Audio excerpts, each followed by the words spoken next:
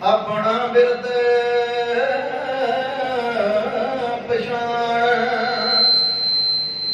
हाथ दे राखे कर अपने सदा सदा रंग महान साजा साहिबा सद मेहरबान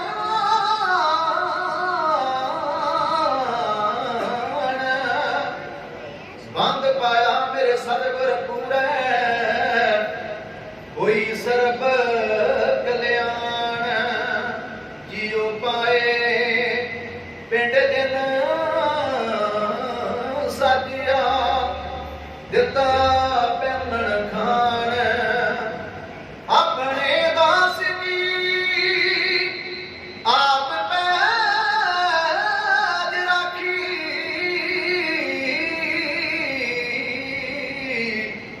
नानक सद कुर्बान नानक सद कुर्बान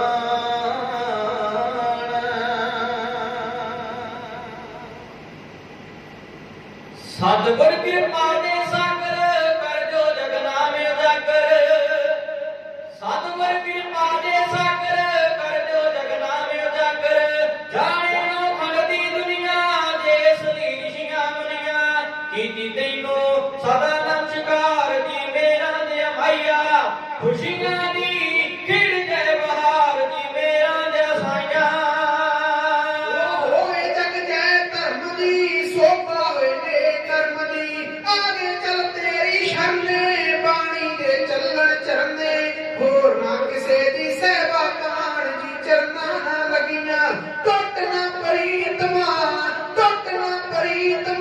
जान जी चरना ना लगियां हो तेरी नबी अमर कहानी भुगत्यानु करे ज्ञानी गाधी जड़ गले पहाड़ी वेले लग जाने अजाड़ी मिठी तेरे नाम दी फहार जी मेरा दे साइया खुशी आंदी खेड़ दे बहार जी मेरा दे मैया पावे करवा ना सोई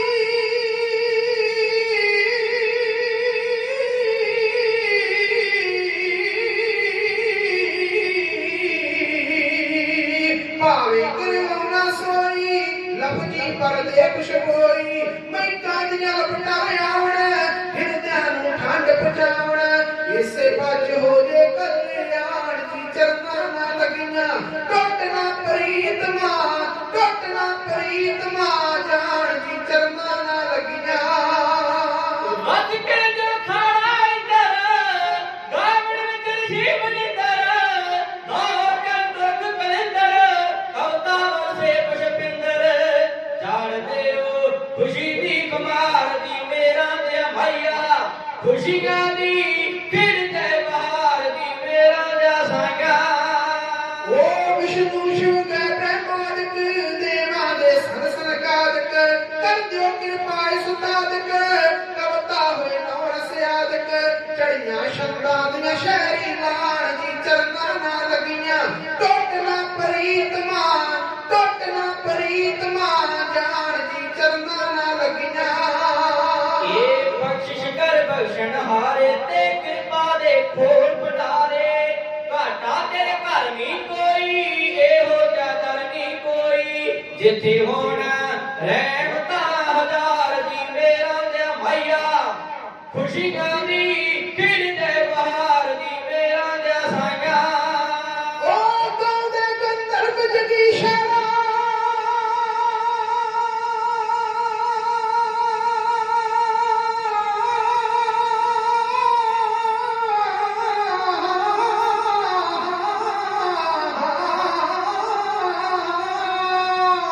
गाँवदे गंधर्व जगीशर वाणिन सिद्ध सात पीशर जल थल ज्यों जपण मनीशर बैंका वर मंगे कवीशर राणा सतनाम राले गान जी चरना ना लगियां टुट ना प्रीतमा जान जी चरना ना लगियां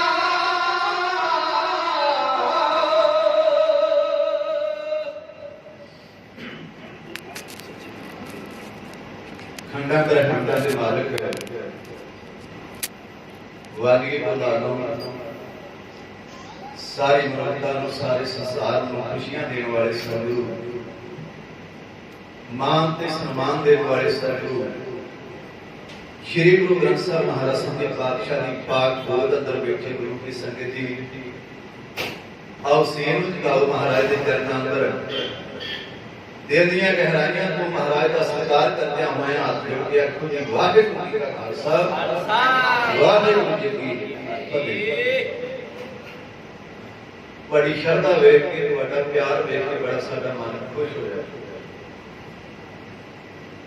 ਜਦੋਂ ਗੁਰੂ ਦਾ ਸਿੱਖ ਹੀ ਆਪਣਾ ਪਿਆਰ, ਆਪਣੇ ਹਿਰਦੇ ਦੀ ਵੇਦਨਾ, ਆਪਣੀ ਸ਼ਰਧਾ ਗੁਰੂ ਦੇ ਚਰਨਾਂ ਤੋਂ ਲਟਾਉਣ ਦਾ ਯਤਨ ਕਰਦਾ ਨਾ, ਤੇ ਫਿਰ ਗੁਰੂ ਉਹ ਬਖਸ਼ਣ ਝੋਲੀ ਵਿੱਚ ਪਾਉਂਦਾ ਹੈ ਜਿਹਨੂੰ ਕੁੱਲ ਦੁਨੀਆ ਤੇ 33 ਕਰੋੜ ਦੇਵਤਾ ਵੀ ਕਰ ਸਕਦੇ।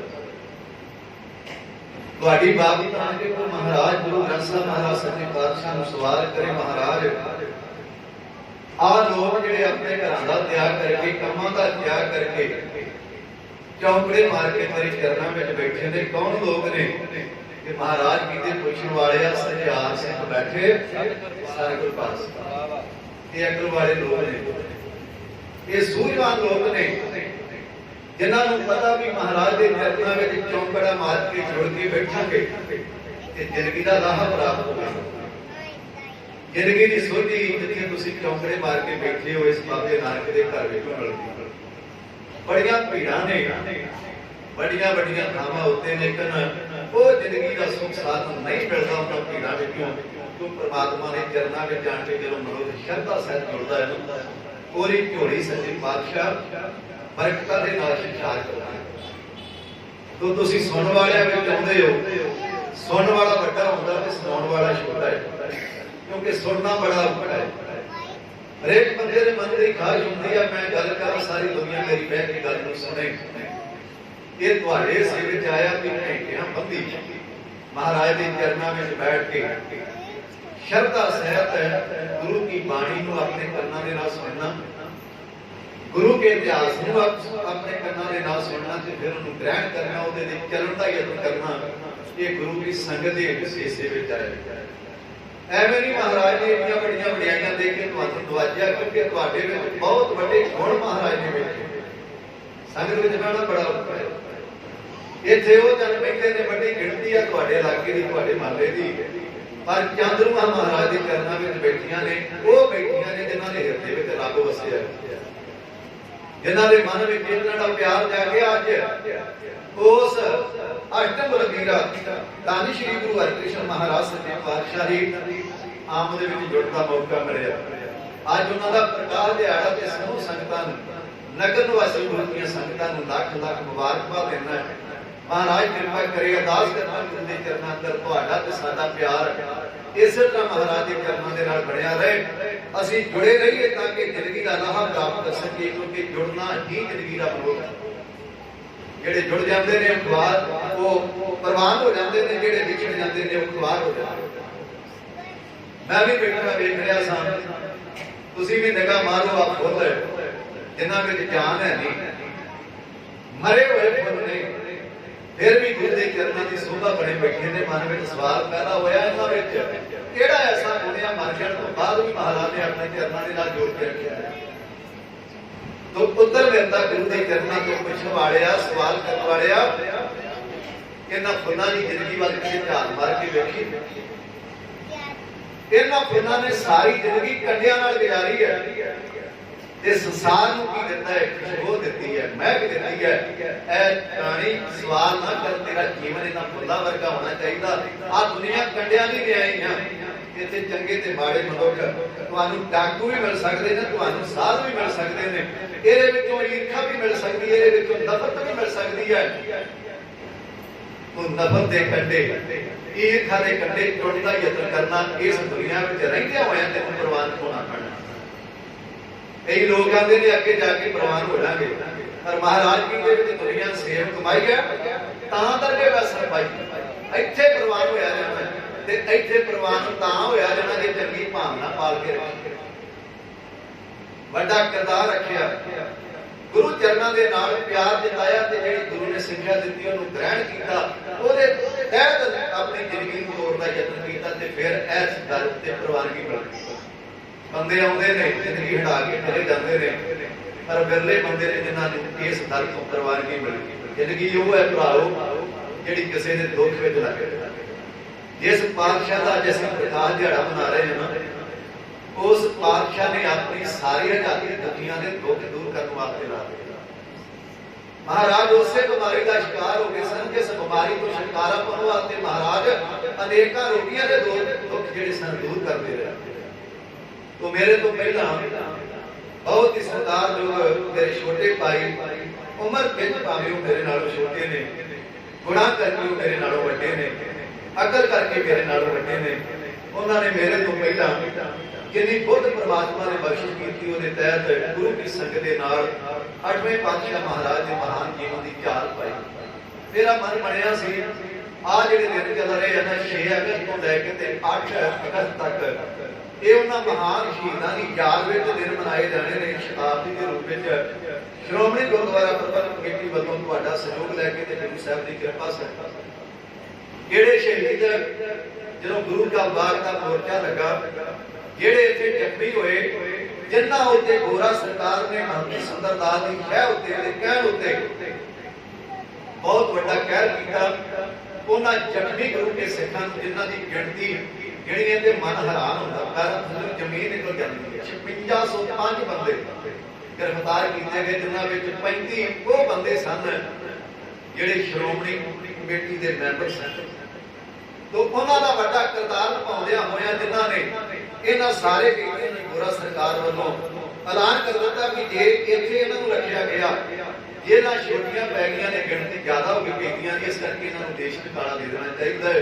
एक स्पैशल गड्डी अमृतसर की धरती तो तोरी और उस गड्डी विच जिहड़े जख्मी साडे भरा सन उन्हां नूं प्रशादा जिन्हां ने छकाया, शहादतां प्राप्त कीतियां, उहदी होई गड्डी नूं अपणीआं छातियां ढाह के रोकिया।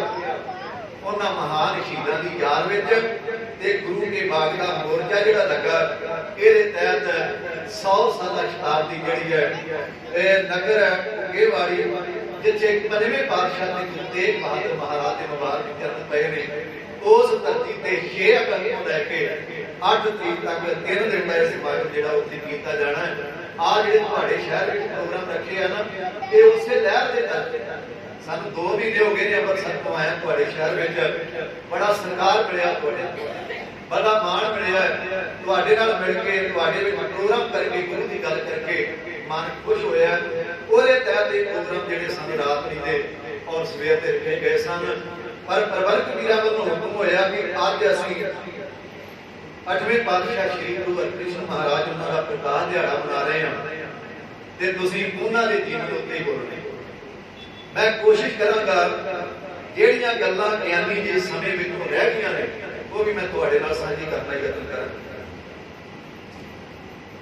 ਕੀਰਤਪੁਰ ਸਾਹਿਬ ਦੀ ਉਹ ਧਰਤੀ ਜਿੱਥੇ 7ਵੇਂ ਪਾਤਸ਼ਾਹ ਮਹਾਰਾਜ ਆਪਣਾ ਨਿਵਾਸ ਰੱਖਦੇ ਨੇ, ਜਿਹਨੂੰ ਅੱਜ ਸੀਸ ਮਹਿਲ ਕਿਹਾ ਜਾਂਦਾ ਹੈ।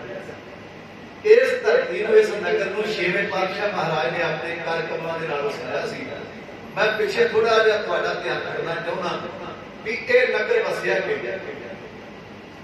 ਜਦੋਂ 6ਵੇਂ ਪਾਤਸ਼ਾਹ ਮਹਾਰਾਜ 1632 ਵਿੱਚ ਜਗ੍ਹਾ ਜਗ੍ਹਾ ਤੋਂ ਵਿਹਲੇ ਹੋ ਕੇ ਮਹਾਰਾਜ ਨੇ ਸੋਚਿਆ ਇਹ ਬੜੀ ਵੱਧ ਗਈ ਹੈ, ਸਾਡੇ ਆਪਣੇ ਪਰਾਏ ਹੋ ਗਏ ਨੇ, ਤੇ ਜਦੋਂ ਆਪਣੇ ਪਰਾਏ ਹੋ ਜਾਂਦੇ ਨੇ ਫਿਰ ਬਹੁਤਾ ਦੁੱਖ ਝੱਲਣਾ ਪੈਂਦਾ, ਬਹੁਤੀਆਂ ਤਕਲੀਫਾਂ ਵਿੱਚ ਬੰਦੇ ਨੂੰ ਆਪ ਹੋਣਾ ਪੈਂਦਾ ਹੈ। ਮਹਾਰਾਜ ਨੇ ਵੇਖਿਆ ਕੋਈ ਐਸੀ ਜਗ੍ਹਾ ਚੁਣੀ ਹੈ ਜਿੱਥੇ ਜਾ ਕੇ 4 ਦਿਨ ਉਸ ਪ੍ਰਮਾਤਮਾ ਦੇ ਚਰਨਾਂ ਦੇ ਨਾਲ ਜੁੜਿਆ ਜਾਏ। तो महाराज ने ऐस अमृतसर की धरती को छड़ दिता। महाराज गोविंदवाल साहब के दर्शन करते हुए करतारपुर साहब पहुंचे। इथों महाराज ने अपने कदम बढ़ाए, उस धरती से गए जिथे अज कीरतपुर साहब वसिया। जो महाराज ने इत्थे जाके उतारा किया ना, ते इथों के राजे को पता लगा इहदा नाम है राजा तारा चंद। इहनूं पता लगा कि अज वो गुरु मेरे इस इलाके में आया जिन्हें मैनूं जिंदगी का दान दिता।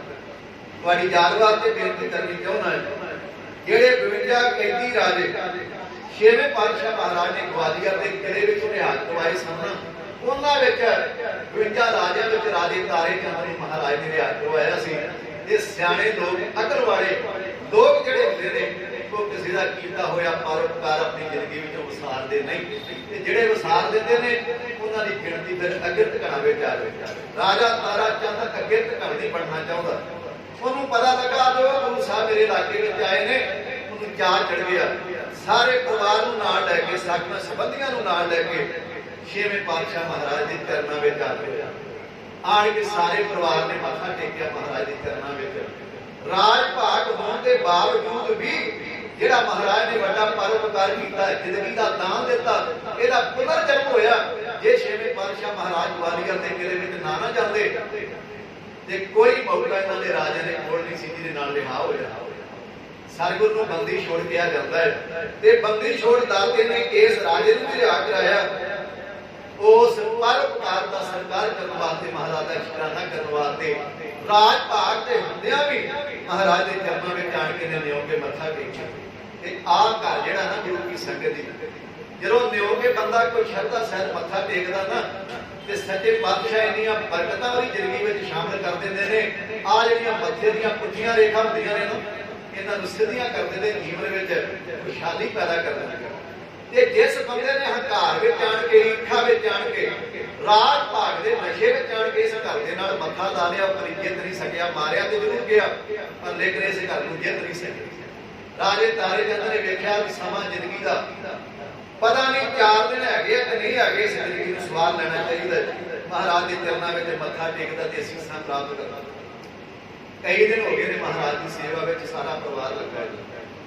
ਬੜੀਆਂ ਖੁਸ਼ੀਆਂ ਨੇ ਇਸ ਧਰਤੀ ਉੱਤੇ। ਪਰ ਮੈਂ ਤੁਹਾਨੂੰ ਬੇਨਤੀ ਕਰਨੀ ਚਾਹੁੰਦਾ, ਇੱਥੇ ਕੋਈ ਨਗਰ ਨਹੀਂ ਵਸਦਾ ਹੈ। ਪਹਾੜੀ ਇਲਾਕਾ ਹੈ, ਉਤਰਿਆ ਹੋਇਆ ਇਲਾਕਾ, ਨਾ ਕੋਈ ਘਰ ਇੱਥੇ ਵਸਦਾ ਹੈ। ਰਾਜੇ ਤਾਰੇ ਚੰਦ ਦੇ ਮਨ ਵਿੱਚ ਇੱਕ ਖਿਆਲ ਪੈਦਾ ਹੋਇਆ, ਕਿ ਸ਼ਰਧਾ ਤੇ ਪਿਆਰ ਪੈਦਾ ਹੋਇਆ ਕਿ ਗੁਰੂ ਸਾਹਿਬ ਆਏ ਨੇ, ਤੇ ਮੈਂ ਇਹਨਾਂ ਕੰਨਾਂ ਦੇ ਨਾਲ ਸੁਣਿਆ ਕਿ ਜਿੱਥੇ ਜਾਏ ਬਹੇ ਮੇਰਾ ਸਰਗੁਰੂ, ਸੋ ਥਾਨ ਸਹਾਵਾ ਰਾਮ ਰਾਜੇ ਅੱਜ ਸਬੱਬ ਬਣਿਆ। ਇਸ ਮੌਕੇ ਦਾ ਹੋਰ ਫਾਇਦਾ ਲੈ ਲੈਣਾ ਚਾਹੀਦਾ। ਗੁਰੂ ਸਾਹਿਬ ਦੇ ਚਰਨਾਂ ਵਿੱਚ ਇਹਨੇ ਹਾਜ਼ਰ ਹੋ ਕੇ ਬੇਨਤੀ ਕੀਤੀ, ਮਹਾਰਾਜ ਬੜੇ ਦਿਨ ਹੋ ਗਏ ਜਿੱਦਣ ਦੇ ਤੁਸੀਂ ਇੱਥੇ ਕਦਮ ਪਾਏ ਨੇ ਨਾ ਮਹਾਰਾਜ, ਇਹ ਧਰਤੀ ਪਵਿੱਤਰ ਹੋ ਗਈ ਆ। ਸੱਚੇ ਪਾਤਸ਼ਾਹ ਇਸ ਜੰਗਲ ਵਿੱਚ ਮੰਗਣ ਲੱਗ ਗਏ, ਰੌਣਕਾਂ ਲੱਗ ਗਈਆਂ। ਤੇ ਮਹਾਰਾਜ ਹੁਣ ਤੁਸੀਂ ਇੱਥੋਂ ਜਾਇਓ ਨਾ, ਤੁਹਾਡਾ ਵਿਛੋੜਾ ਤੁਹਾਨੂੰ ਸਹਾਰ ਨਹੀਂ ਹੋਣਾ। ਸੱਚੇ ਪਾਤਸ਼ਾਹ ਇਹ ਵਿਛੋੜਾ ਸਹਿਆ ਨਾ ਜਾਏ, ਆਪਣਿਆਂ ਦਾ ਵਿਛੋੜਾ, ਪਿਆਰਿਆਂ ਦਾ ਵਿਛੋੜਾ ਜਿਹੜਾ ਸਣਾ ਬੜਾ ਹੁੰਦਾ। ਮਹਾਰਾਜ ਇੱਥੋਂ ਜਾਇਓ ਨਾ। ਮੈਂ ਇੱਕ ਤੁਹਾਨੂੰ ਬੇਨਤੀ ਕਰਨੀ ਚਾਹੁੰਦਾ, ਜਿੱਥੇ ਮੇਰੀ ਜ਼ਿੰਦਗੀ ਉੱਤੇ, ਮੇਰੇ ਪਰਿਵਾਰ ਉੱਤੇ ਬਹੁਤ ਵੱਡਾ ਪਰਉਪਕਾਰ ਤੁਸੀਂ ਪਹਿਲਾਂ ਕੀਤਾ ਹੈ, ਹੁਣ ਇੱਕ ਹੋਰ ਪਰਉਪਕਾਰ ਕਰਦੇ ਹੋ। ਜਿੰਨੀ ਮਾਇਆ ਚਾਹੀਦੀ ਹੈ ਮੈਂ ਦੇਣ ਵਾਸਤੇ ਤਿਆਰ ਹਾਂ, ਜਿੰਨੀ ਧਰਤੀ ਤੁਹਾਨੂੰ ਚਾਹੀਦੀ ਹੈ ਮੈਂ ਦੇਣ ਵਾਸਤੇ ਤਿਆਰ ਹਾਂ। ਇੱਥੇ ਇੱਕ ਉਜੜੇ ਹੋਏ ਇਲਾਕੇ ਵਿੱਚ ਨਗਰ ਵਸਾਰੇ ਹੋ ਜਾਣ। ਤੇ ਜੇ ਕੋਈ ਅੱਜ ਦਾ ਹੁੰਦਾ ਨਾ ਆਗੂ, ਤੇ ਸਮਝ ਲੈਂਦਾ ਕਿ ਇਹ ਰਾਜਾ ਇਹ ਅਧੀਨਗੀ ਵਿੱਚ ਆਇਆ, ਨਿਮਰਤਾ ਵਿੱਚ ਆਇਆ, ਨੂੰ ਮੁੱਲ ਲੈਣਾ ਚਾਹੀਦਾ ਹੈ। ਅੱਜ ਬੰਦਾ 100 ਰੁਪਇਆ ਕਿਸੇ ਨੂੰ ਦੇਵੇ ਤੇ 10 ਦਿਨ ਬੰਦਾ ਨਾ ਤੋੜੇ, ਤੇ ਆਸਾਨ ਜਨਾਉਂਦਾ। ਕਈ ਵਾਰੀ ਪੰਚਾਇਤਾਂ ਵਿੱਚ ਕੋਈ ਬੰਦੇ ਨੂੰ ਸੱਦਿਆ ਜਾਂਦਾ, ਗੱਲ ਥਾਣਿਆਂ ਤੱਕ ਪਹੁੰਚ ਜਾਂਦੀ ਹੈ। ਪਰ ਬਾਬੇ ਨਾਨਕ ਦੇ ਘਰ ਦੇ ਜਿੰਨੀਆਂ ਵਡਿਆਈਆਂ ਇਸ ਦੁਨੀਆਂ ਵਿੱਚ ਵਰਤੀਆਂ ਨੇ, ਉਹਨਾਂ ਦਾ ਖਿਆਜਾ ਨਹੀਂ ਕਿਸੇ ਦੇ ਕੋਲੋਂ ਉਸ ਗੱਲ ਦਾ ਮੁੱਲ ਨਹੀਂ ਲਿਆ। ਮਹਾਰਾਜ ਨੇ ਜ਼ਿੰਦਗੀ ਦਾ ਦਾਨ ਦਿੱਤਾ, ਕਹਿੰਦੇ ਰਾਜਾ ਨਗਰ ਤੇ ਵਸਾ ਲਿਆਂਗੇ, ਪਰ ਤੇਰੀ ਦਾਨ ਦੀ ਦਿੱਤੀ ਹੋਈ ਧਰਤੀ ਤੇ ਨਹੀਂ, ਕਿਉਂਕਿ ਆਉਣ ਵਾਲਾ ਸਮਾਂ ਨਾ ਤੈਨੂੰ ਮਾਫ ਕਰੇਗਾ ਨਾ ਸਾਨੂੰ ਮਾਫ ਕਰੇਗਾ। ਆਉਣ ਵਾਲੀ ਤੇਰੀ ਪੀੜ੍ਹੀ ਨੇ ਸਾਡੇ ਨਾਲ ਧਰੋਹ ਕਮਾਉਣਾ। ਉਹਨਾਂ ਇਸ ਗੱਲ ਦਾ ਅਹਿਸਾਸ ਸਾਨੂੰ ਕਰਾਉਣਾ ਕਿ ਸਾਡੇ ਵੱਡਿਆਂ ਨੇ ਤੁਹਾਨੂੰ ਧਰਤੀ ਬਹੁਤ ਦਿੱਤੀ ਸੀ, ਦਾਨ ਵਜੋਂ ਦਿੱਤੀ ਸੀ, ਤੁਸੀਂ ਇੱਥੋਂ ਮੁੱਕ ਜਾਓ। ਆਉਣ ਵਾਲੇ ਸਮੇਂ ਨੂੰ ਮਹਾਰਾਜ ਜਾਣਦੇ ਸਨ। 750 ਰੁਪਇਆ ਤਾਰ ਕੇ ਛੇਵੇਂ ਪਾਤਸ਼ਾਹ ਮਹਾਰਾਜ ਨੇ ਜਿਸ ਧਰਤੀ ਨੂੰ ਰਾਜੇ ਤਾਰੇ ਚੰਦ ਦੇ ਕੋਲੋਂ ਖਰੀਦਿਆ, ਉਹਦੇ ਉੱਤੇ ਨਗਰ ਵਸਾਇਆ ਤੇ ਉਹਦਾ ਨਾਮ ਰੱਖਿਆ ਕੀਰਤਪੁਰ। ਤੇ ਅੱਜ ਅਸੀਂ ਸਰਕਾਰ ਦੇ ਨਾਲ ਉਸ ਧਰਤੀ ਦਾ ਨਾਮ ਕੀਰਤਪੁਰ ਸਾਹਿਬ ਕਹਿ ਕੇ ਸਰਕਾਰ ਦਿੰਦੇ ਹਾਂ, ਕਿਉਂਕਿ ਇੱਥੇ ਗੁਰੂ ਸਾਹਿਬ ਦੇ ਚਰਨ ਪਏ। 1632 ਵਿੱਚ ਮਹਾਰਾਜ ਨੇ ਇੱਥੇ ਚਰਨ ਪਾਏ ਸਨ, ਤੇ 1644 ਅੱਜ ਆ ਗਿਆ। ਮਹਾਰਾਜ ਸੱਚਖੰਡ ਬਿਆਨਾ ਕਰਨ ਲੱਗੇ ਨੇ, ਪਰ ਸੱਚਖੰਡ ਬਿਆਨਾ ਕਰਨ ਤੋਂ ਪਹਿਲਾਂ ਜਿਹੜੀ ਬਾਬੇ ਨਾਨਕ ਨੇ ਜ਼ਿੰਮੇਵਾਰੀਆਂ ਖਾਧੀਆਂ ਸਨ, ਉਸ ਜ਼ਿੰਮੇਵਾਰੀ ਨੂੰ ਨਿਭਾਉਣਾ ਚਾਹੁੰਦੇ ਨੇ। ਆਪਣੀ ਥਾਂ ਉੱਤੇ 7ਵੇਂ ਪਾਤਸ਼ਾਹ ਸ੍ਰੀ ਗੁਰੂ ਹਰਿ ਮਹਾਰਾਜ ਸੱਚੇ ਪਾਤਸ਼ਾਹ ਨੂੰ ਆਪ ਦਿੱਤਾ। ਗੱਲਾਂ ਕਰਨ ਸਕਾਲੀਆਂ, ਔਖੇ ਵਾਲੇ ਬੋਲ। ਅੱਜ ਬੰਦਾ ਪਿੰਡ ਦਾ ਸਰਪੰਚ ਬਣਦਾ, ਜਿਹਦੇ ਜੀ ਸਰਪੰਚੀ ਨਹੀਂ ਛੱਡਣੀ ਚਾਹੁੰਦਾ। ਅਰੇ ਬਾਬੇ ਨਾਨਕ ਦੇ ਕਰਦਿਆਂ ਵਡਿਆਈਆਂ ਨੇ, ਜਿਹਦੇ ਜੀ ਆਪਣੀ ਥਾਂ ਉੱਤੇ ਗੁਰੂ ਥਾਪ ਦੇਣਾ, ਆਪਣੇ ਵਰਗਾ ਬਣਾ ਦੇਣਾ। ਇਹ ਗੁਰੂ ਕਰਦੇ ਹਿੱਸੇ ਵਿੱਚ ਆਇਆ। 7ਵੇਂ ਪਾਤਸ਼ਾਹ ਗੁਰਤਾ ਗੱਦੀ ਦੇ ਮਾਲਕ ਬਣ ਕੇ ਗੁਰੂ ਨਾਨਕ ਦੇਵ ਮਹਾਰਾਜ ਸੱਚੇ ਪਾਤਸ਼ਾਹ ਦੀ ਗੱਦੀ ਦੇ 7ਵੇਂ ਵਾਰਸ ਬਣੇ। ਸਮਾਂ ਚੱਲਦਾ ਗਿਆ, ਇਹਨਾਂ ਦੇ ਘਰ ਇੱਕ ਪੁੱਤਰ ਨੇ ਜਨਮ ਲਿਆ, ਉਹਦਾ ਨਾਮ ਰੱਖਿਆ ਰਾਮ ਰਾਏ। ਸਮਾਂ ਪਾ ਕੇ ਸੱਚੇ ਪਾਤਸ਼ਾਹ ਨੇ ਕਿਰਪਾ ਕੀਤੀ ਤੇ ਮਾਂ ਕਿਸ਼ਨ ਚੌਰ ਦੀ ਕੁੱਖ ਨੂੰ ਫਿਰ ਭਾਗ ਰੱਖਾ।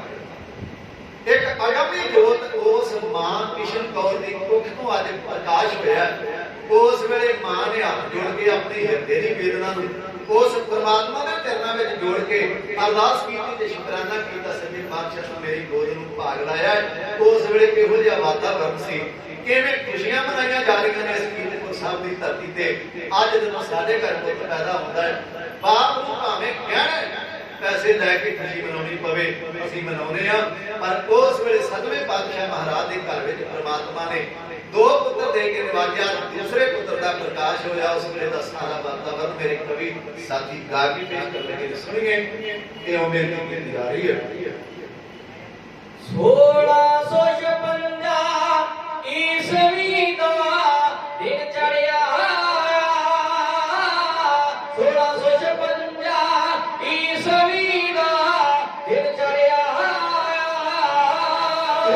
ਕ੍ਰਿਸ਼ਨ ਕੌਰ ਦੀ ਮੁਖ ਨੂੰ ਰੱਬ ਭਾਗ ਲਗਾਇਆ, ਕ੍ਰਿਸ਼ਨ ਕੌਰ ਦੀ ਮੁਖ ਨੂੰ ਰੱਬ ਭਾਗ ਲਗਾਇਆ।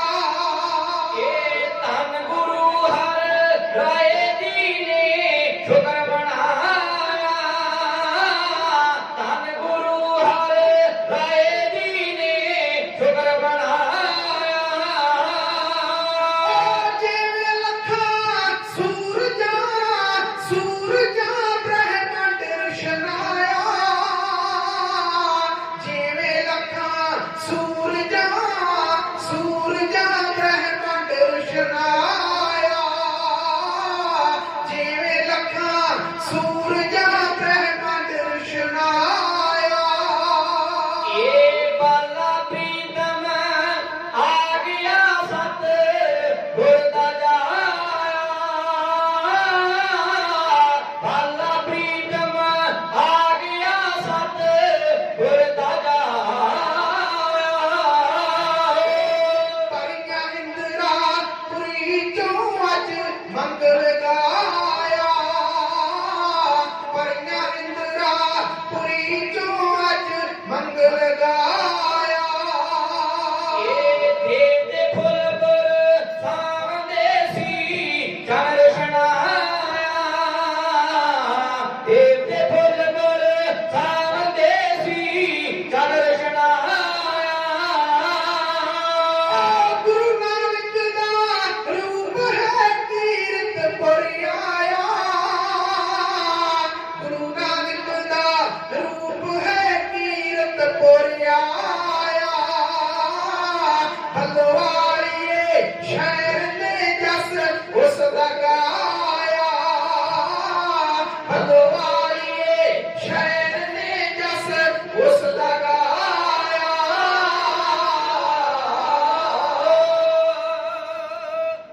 ਜਦੋਂ ਇਹ ਇਤਨਾ ਦਾ ਸਮਾਂ ਇੱਕ ਮਾਂ ਉੱਤੇ ਆਉਂਦਾ ਨਾ, ਉਸ ਸਮੇਂ ਦੀ ਤਸਵੀਰ ਨੂੰ ਤੁਹਾਡੇ ਇਲਾਕੇ ਦੀ ਇੱਕ ਬਹੁਤ ਪ੍ਰਸਿੱਧ ਕਵਿਤਰੀ ਹੋਈ ਹੈ ਜਿਹਦਾ ਨਾਮ ਹੈ ਅਮਰਤਾ ਪ੍ਰੀਤਮ। ਉਹ ਸਰੀਰ ਕਰਕੇ ਅੱਜ ਸਾਡੇ ਵਿੱਚ ਨਹੀਂ ਰਹੀ, ਪਰ ਉਹਦੀ ਕਲਮ ਤੋਂ ਲਿਖੇ ਹੋਏ ਬੋਲ ਕਈ ਸਦੀਆਂ ਨੂੰ ਜਿੰਦਾ ਰੱਖਦਾ। ਉਹ ਕਹਿੰਦੀ ਸੱਚੀ ਪੁੱਛੋ ਤਾਂ ਇਸ ਔਲਾਦ ਬਦਲੇ 100 ਸੁਪਨਾ ਚਿੱਤੋ ਚਾਰ ਦੀ ਮਾਂ। ਜਦੋਂ ਰੱਬ ਰਮਾਣੀ ਨੂੰ ਭਾਗ ਲਾਵੇ ਆਉਣਾ ਜੱਗ ਦੇ ਸਬਦ ਵਿਚਾਰ ਦੀ ਮਾਂ। ਮੇਰੇ ਹੀ ਦਰਿਆ ਮੱਖਣਾ ਕਹਿ ਕੇ ਮਨੋ ਆਸਾਂ ਦੇ ਮਹਿਲ ਸਾਰ ਦੀ ਮਾਂ। ਉਹ ਖੇਡਣ ਗਿਆ ਤੇ ਰਾਤਾਂ ਕਦੇ ਹੋ ਜਾਏ, ਬਾਰੀ ਵਿੱਚੋਂ ਦੀ ਝਾਤੀਆਂ ਮਾਰਦੀ ਮਾਂ। ਪ੍ਰੀਤਮ ਸੱਚਾ ਹੀ ਸਾਖ ਹੈ, ਅੰਦਰਾਂ ਦਾ ਸੱਚਮੁੱਚ ਹੁੰਦੀ ਹੈ ਕੁਦਰੀ ਪਿਆਰ ਦੀ ਮਾਂ। ਅਮਰ ਦਾ ਸੁਮਾ ਹੈ, ਹਰੇਕ ਦੁਨੀਆ ਦਾ ਆਮ ਤੇ ਖਾਸ ਬੰਦਾ ਜਿਹੜਾ ਮਾਂ ਦੀ ਕੁੱਖ ਤੋਂ ਜਨਮ ਲੈ ਕੇ ਸੰਸਾਰ ਦੀ ਸੇਵਾ ਵਾਸਤੇ ਤੈਨਾਤ ਹੁੰਦਾ। ਅੱਜ ਉਹ ਸਮਾਂ ਮਾਂ ਕਿਸ਼ਨ ਕੌਰ ਇਹ 7ਵੇਂ ਪਾਤਸ਼ਾਹ ਮਹਾਰਾਜ ਦੇ ਘਰ ਵਿਖੇ ਆਇਆ। ਦੂਸਰੇ ਪੁੱਤਰ ਦਾ ਪ੍ਰਕਾਸ਼ ਹੋਇਆ। 7ਵੇਂ ਪਾਤਸ਼ਾਹ ਮਹਾਰਾਜ ਉਹਨਾਂ ਦੇ ਚਰਨਾਂ ਵਿੱਚ ਸਾਰਾ ਸੰਸਾਰ ਝੁਕਦਾ ਹੈ। ਗੁਰੂ ਨਾਨਕ ਦੇਵ ਮਹਾਰਾਜ ਸੱਚੇ ਪਾਤਸ਼ਾਹ ਦੀ ਗੱਦੀ ਦੇ 7ਵੇਂ ਵਾਰਸ ਨੇ। गुरु कह के लोग सरकार देते हैं, पर फिर भी उस परमात्मा ने चरणों में हथ जोड़ के शुकराना किया। मैं पहला भी बेनती की है, सियाणे लोग किसी ने कीते हुए परोपकार का शुकराना करना भुलते नहीं। ते जेड़ा बापू सानू सारिਆਂ ਨੂੰ ਸਿੱਖਿਆ ਦਿੰਦਾ ਹੈ कि किसी का कीता परोपकार भुलाउणा नहीं चाहिए, वो आप किवें भुला सकदा। मां किशन कौर ने रब का धन्नवाद किया ते अपने पुੱਤ ਦੀ पालना पोषण शुरू की। अगेरे काम 3 साल की आदमी 8वें बादशाह महाराज श्री गुरु हरकृष्ण महाराज, इन्हां दा नाम रखिया गया हरकृष्ण। एक कृष्ण भगवान होए ने जेड़े 16 कला संपूर्ण होए, उन्हां तो पहला राम जी आए जेड़े 14 कला संपूर्ण सन, और इन्हां दा नाम हरकृष्ण रखिया गया बाबियां वल्लों। 3 साल दे रहे ते जिवें अज दा मां ते बाप चाहुंदा है कि साडा पुੱਤ जेड़ा चंगा पढ़ लिख के चंगा विद्वान बने, चंगा अफसर बने, चंगा अहुदेदार बने, ਉਹਦੇ ਨਾਲ ਵਿਰਲੇ ਮਾਪੇ ਨੇ ਜਿਹੜੇ ਇਹ ਵੀ ਚਾਹੁੰਦੇ ਨੇ ਕਿ ਸਾਡਾ ਧੀ ਪੁੱਤਰ ਜਿੱਥੇ ਵੱਡਾ ਅਫਸਰ ਬਣਨਾ, ਵੱਡਾ ਅਹੁਦੇਦਾਰ ਬਣਨਾ, ਉੱਥੇ ਵੱਡੇ ਕਿਰਦਾਰ ਵਾਲਾ ਵੀ ਬਣਨਾ। तो अपने पुत्रां नूं वड्डे किरदार वाले बनाउण वास्ते सच्चे पातशाह महाराज ने एक बहुत वड्डी ब्योंतबंदी कीती। छोटी उम्र विच भी बाबा राम राय कोल सियाणे ने ते 8वें पातशाह महाराज की उम्र 3 साल दी है। दोहां अपने पुत्रां नूं पोथियां दे के महाराज बाणी पढ़न वास्ते प्रेरणा करदे। 7वें पातशाह महाराज दे दोवें सपुत्र जिहड़े ने पोथी तो गुरु की बाणी रोज पढ़दे। कई महीने इतना लंघ गए। एक दिन गुरु का दरबार लगा सी, एक सिख ने आन के 7वें पातशाह महाराज को बेनती की, सच्चे पातशाह तुहाडे दोहां पुत्रां विचों किहड़ा नालायक है ते किहड़ा नालायक है? तो महाराज हस पए, कहने लगे गुरु के प्यारिया, ਇਹਦਾ ਨਿਰਣਾ ਵੀ ਤੂੰ ਕਰਨਾ ਹੈ, ਤੇਰੇ ਹੱਥੋਂ ਕਰਾਉਣਾ। ਉਹ ਕਹਿੰਦਾ महाराज ਤੁਸੀਂ ਗੁਰੂ ਹੋ ਤੇ ਮੈਂ ਤੁਹਾਡਾ ਸੇਵਕ ਹਾਂ, मैं ਕਿਵੇਂ ਨਿਰਣਾ ਕਰ ਸਕਦਾ? ਮੇਰੇ ਦਿਲ ਦਾ ਸਵਾਲ ਸੀ, ਮੈਂ ਤੁਹਾਡੇ ਨਾਲ ਸਾਂਝਾ ਕਰ ਲਿਆ। 7वें पातशाह महाराज कहते कि नहीं, और वेख दोवें पुत्र साडे बाणी पढ़ रहे ने, आ सूई लै जा, तुम्हारे भागे वेखदा तेरा निरना जिहड़ा दूर हो जाएगा, तेरा शंका जिहड़ा दूर हो जाएगा। कौन इन्हां विचों लै के ते कौन मराए? महाराज दा हुक्म आके सिख ने सूई फड़ी, जिथे बाबा राम राय ते गुरु हरकृष्ण महाराज बाणी पढ़ रहे सन, उन्हें थोड़ी जी आन के सूई जिहड़ी सी बाबे राम राय नूं घुमाई ते बाबा राम राय कम के उठिया, बाणी पढ़ना भुल गया ते बोल बोल सिख बोलण लग पिया। इन्हां चिरां नूं ओह सूई 3 साल दे आरजू दे 8वें पातशाह महाराज उन्हां नूं घुमाई गई ते नस तो मस ना हो। बाणी तो ध्यान नहीं हटाया। तुसीं देखिया जदों बेअदबी कीती गई ना हरमंदर साहब, उस मंच दे मनुख ने ये जेड़ा गुरु का ग्रंथी बाणी पढ़ रहा सी, रहरास साहब दा पाठ कर रहा सी, उन्हें अपनी सुरत नूं टुटण नहीं दित्ता। इहनूं कहंदे बाणी पढ़ना ध्यान दे नाल, श्रद्धा दे नाल बाणी पढ़ना, ताकि भावें बंब चल जाए ਉਹਦਾ ध्यान उधर ना जावे जेड़ा बाणी श्रद्धा दे नाल पढ़न वाला। तो 8वें पातशाह महाराज पासे को मस ना होई। सिख दा मन बड़ा खुश होया। महाराज ने राम राय को बरतिया। सिख ने आके आख्या महाराज तुहाडा छोटा पुत्र लैक जा। तो 7वें पातशाह महाराज बड़े खुश हुए। महाराज की 5 साल की आरती हुई। इधर 7वें पातशाह महाराज सतखंड बयाना कर लगे ने, जेड़ी रीत जेड़ी परंपरा 6वें पातशाह महाराज निभा के गए सन, अज 7वें पातशाह निभाउण लगे ने। अपने छोटे पुत्र नूं लैक जाणगे। महाराज के बचन ने तख्त बाहर तख्ते की लाई इस गद्दी का वारस हो बनिया जेड़ा इहदा लैक सी। इत्थे अपने की पूजा नहीं कराई गई, इत्थे जिन्नू जेड़ा लैक सी जोग सी उन्होंने इस गद्दी का वारस बनाया गया। 5 साल की आरती विच 5 साल ते 2 महीने ते 29 दिन दे सन। महाराज जदों 7वें पातशाह महाराज ने अपने छोटे पुत्र नूं गुरता गद्दी दा तिलक करवाता अपनी आरती। जदों इस गल का पता बाबे राम राय नूं लगा, वड्डा भरा सी, उहदे चा चढ़ जाना चाहिदा सी कि मेरा छोटा भरा गुरु नानक की गद्दी का वारस बन गया। मेरे ते इहदे विच कोई फर्क है? भरावां वर्गा भैण ते भरावां वर्गा रेता नहीं दुनिया विच कोई, क्योंकि इक्के मां दी कुख तो जन्म लेके ने दोवें। ਪਰ ਬਾਬਾ ਰਾਮ ਰਾਏ ਸਾਰੇ ਇੱਥੇ ਭੁੱਲ ਗਿਆ। ਆਪਣੇ ਭਰਾ ਦੇ ਨਾਲ ਈਰਖਾ ਪਾਲਦੀ ਮਨ ਦੇ ਅੰਦਰ ਇਹਦੇ ਕੋਈ ਜਰਿਆ ਨਾ ਗਿਆ। ਇਹਨੇ ਜਦੋਂ ਆਪਣੇ ਛੋਟੇ ਭਾਈ ਨੂੰ ਗੱਦੀ ਤੇ ਬੈਠਾ ਵੇਖਿਆ ਤੇ ਫਿਰ ਬਾਬੇ ਰਾਮ ਰਾਏ ਨੇ ਕੜ ਥੁੱਕਿਆ। ਇਹਦੇ ਹਿਰਦੇ ਤੋਂ ਜਿਹੜੀ ਕੂਕ ਨਿਕਲੀ, ਇਹਦੇ ਹਿਰਦੇ ਵਿੱਚੋਂ ਜਿਹੜੀ ਈਰਖਾ ਪੈਦਾ ਹੋਈ, ਉਹਦੇ ਵਿੱਚੋਂ ਕੀ ਕੁਝ ਮਿਲਿਆ ਉਹ ਸਾਰਾ ਵੇਰਵਾ ਮੇਰੇ ਸਾਥੀ ਗਾ ਕੇ ਕਰਨ ਲੱਗੇ ਨੇ। ਬਾਬਾ ਰਾਮ ਰਾਏ ਆਪਣੇ ਛੋਟੇ ਭਾਈ ਨੂੰ ਗੱਦੀ ਤੇ ਬੈਠਾ ਵੇਖ ਕੇ ਜਿਵੇਂ ਈਰਖਾ ਪਾਲ ਕੇ ਆਪਣੀ ਧੜਕ ਆਪਣੇ ਦਿਲ ਦੀ ਜ਼ਹਿਰ ਉਗਲਦਾ ਹੈ, ਉਹਦਾ ਵੇਰਵਾ ਇਹਨਾਂ ਸ਼ਬਦਾਂ ਵਿੱਚ ਇਹ ਉਗਰੇ ਕੀਤਾ ਜਾ ਰਿਹਾ। ਵੇਖਿਆ ਗੱਦੀ ਤੇ ਬੈਠਾ ਜਾ ਭਾਈ ਛੋਟਾ, ਵੇਖਿਆ ਗੱਦੀ ਤੇ ਬੈਠਾ ਜਾ ਭਾਈ ਛੋਟਾ, ਹੱਥ ਮੱਥੇ ਨੂੰ ਮਾਰਦਾ ਰਾਮ ਰਾਏ। ਹੱਥ ਆਇਆ ਪਿਆਲੜਾ ਛੁੱਟ ਗਿਆ, ਹੱਥ ਆਇਆ ਪਿਆਲੜਾ ਛੁੱਟ ਗਿਆ, ਆਪਣੀ ਕਿਸਮਤ ਨੂੰ ਹਾਰਦਾ ਰਾਮ ਰਾਏ। ਬੜੀਆਂ ਡੂੰਘੀਆਂ ਸੋਚਾਂ ਮੈਂ ਪਾਲ ਰੱਖੀਆਂ ਕਿਵੇਂ, ਸੋਚ ਨੂੰ ਹਾਰਦਾ ਰਾਮ ਰਾਏ। ਪਾ ਕੇ ਪੈ ਗਿਆ ਭਾਈ ਨਾਲ ਵੈਰ ਪੱਕਾ, ਵੈਰ ਪੱਕਾ, ਵੈਰ ਪੱਕਾ, ਪਾ ਕੇ ਪੈ ਗਿਆ ਭਾਈ ਨਾਲ ਵੈਰ ਪੱਕਾ, ਦਿਲੋਂ ਨਹੀਂ ਸਤਿਕਾਰਦਾ ਰਾਮ ਰਾਏ।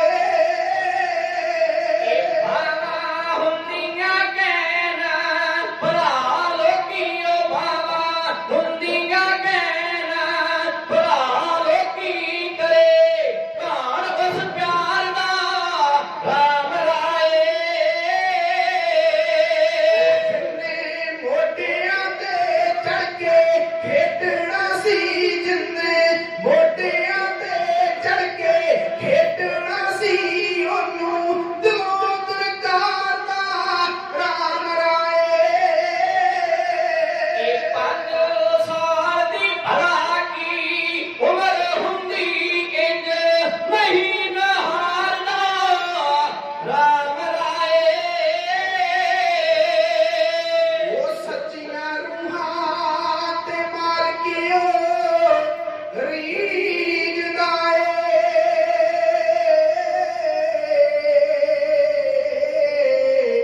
ਤੇ ਇੰਜ ਨਹੀਂ ਵਿਚਾਰਦਾ ਰਾਮ ਰਾਏ।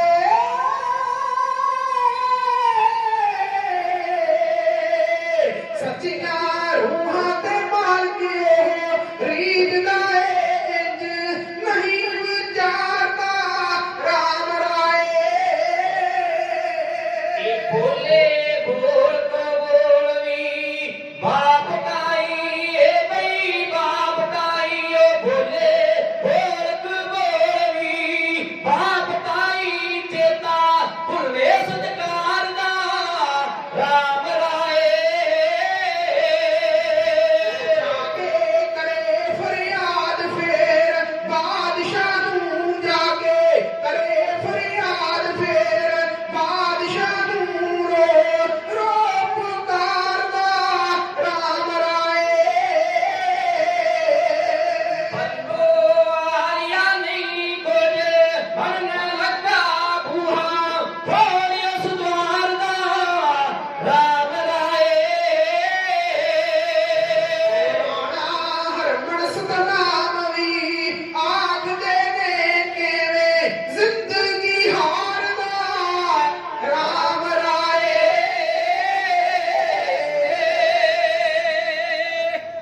ਸਿਆਣੇ ਕਹਿੰਦੇ ਵੱਡੇ ਭਰਾ ਜਿਹੜੇ ਹੁੰਦੇ ਆ ਨਾ, ਉਹ ਬਾਪ ਦੀ ਨਿਆਈ ਹੁੰਦੇ ਨੇ। ਚਾਹੀਦਾ ਤੇ ਇਹ ਸੀ ਕਿ ਬਾਬਾ ਰਾਮ ਰਾਏ ਖੁਸ਼ ਹੁੰਦਾ ਆਪਣੇ ਭਾਈ ਨੂੰ ਗੱਦੀ ਤੇ ਬੈਠਾ ਵੇਖ। 5 ਸਾਲ ਦੀ ਆਦਮੀ ਕਿੰਨੀ ਕੁ ਹੁੰਦੀ ਹੈ।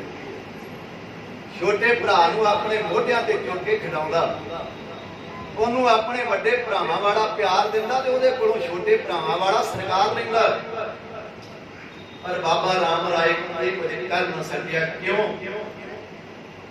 ਕਿਉਂਕਿ ਹੰਕਾਰ ਤੇ ਈਰਖਾ ਐਸੇ ਭੈੜੇ ਤੱਤ ਨੇ ਜਿਹੜੇ ਬੰਦੇ ਦੀ ਜ਼ਿੰਦਗੀ ਨੂੰ ਜਿਵੇਂ ਲੱਕੜ ਨੂੰ ਭੁੰਨ ਖਾ ਜਾਂਦਾ ਨਾ, ਲੋਹੇ ਨੂੰ ਜਗਾਲ ਖਾ ਜਾਂਦਾ, ਇਤਨਾ ਬੰਦੇ ਦੀ ਜ਼ਿੰਦਗੀ ਨੂੰ ਖਾ ਜਾਂਦੇ ਨੇ ਹੰਕਾਰ ਤੇ ਈਰਖ।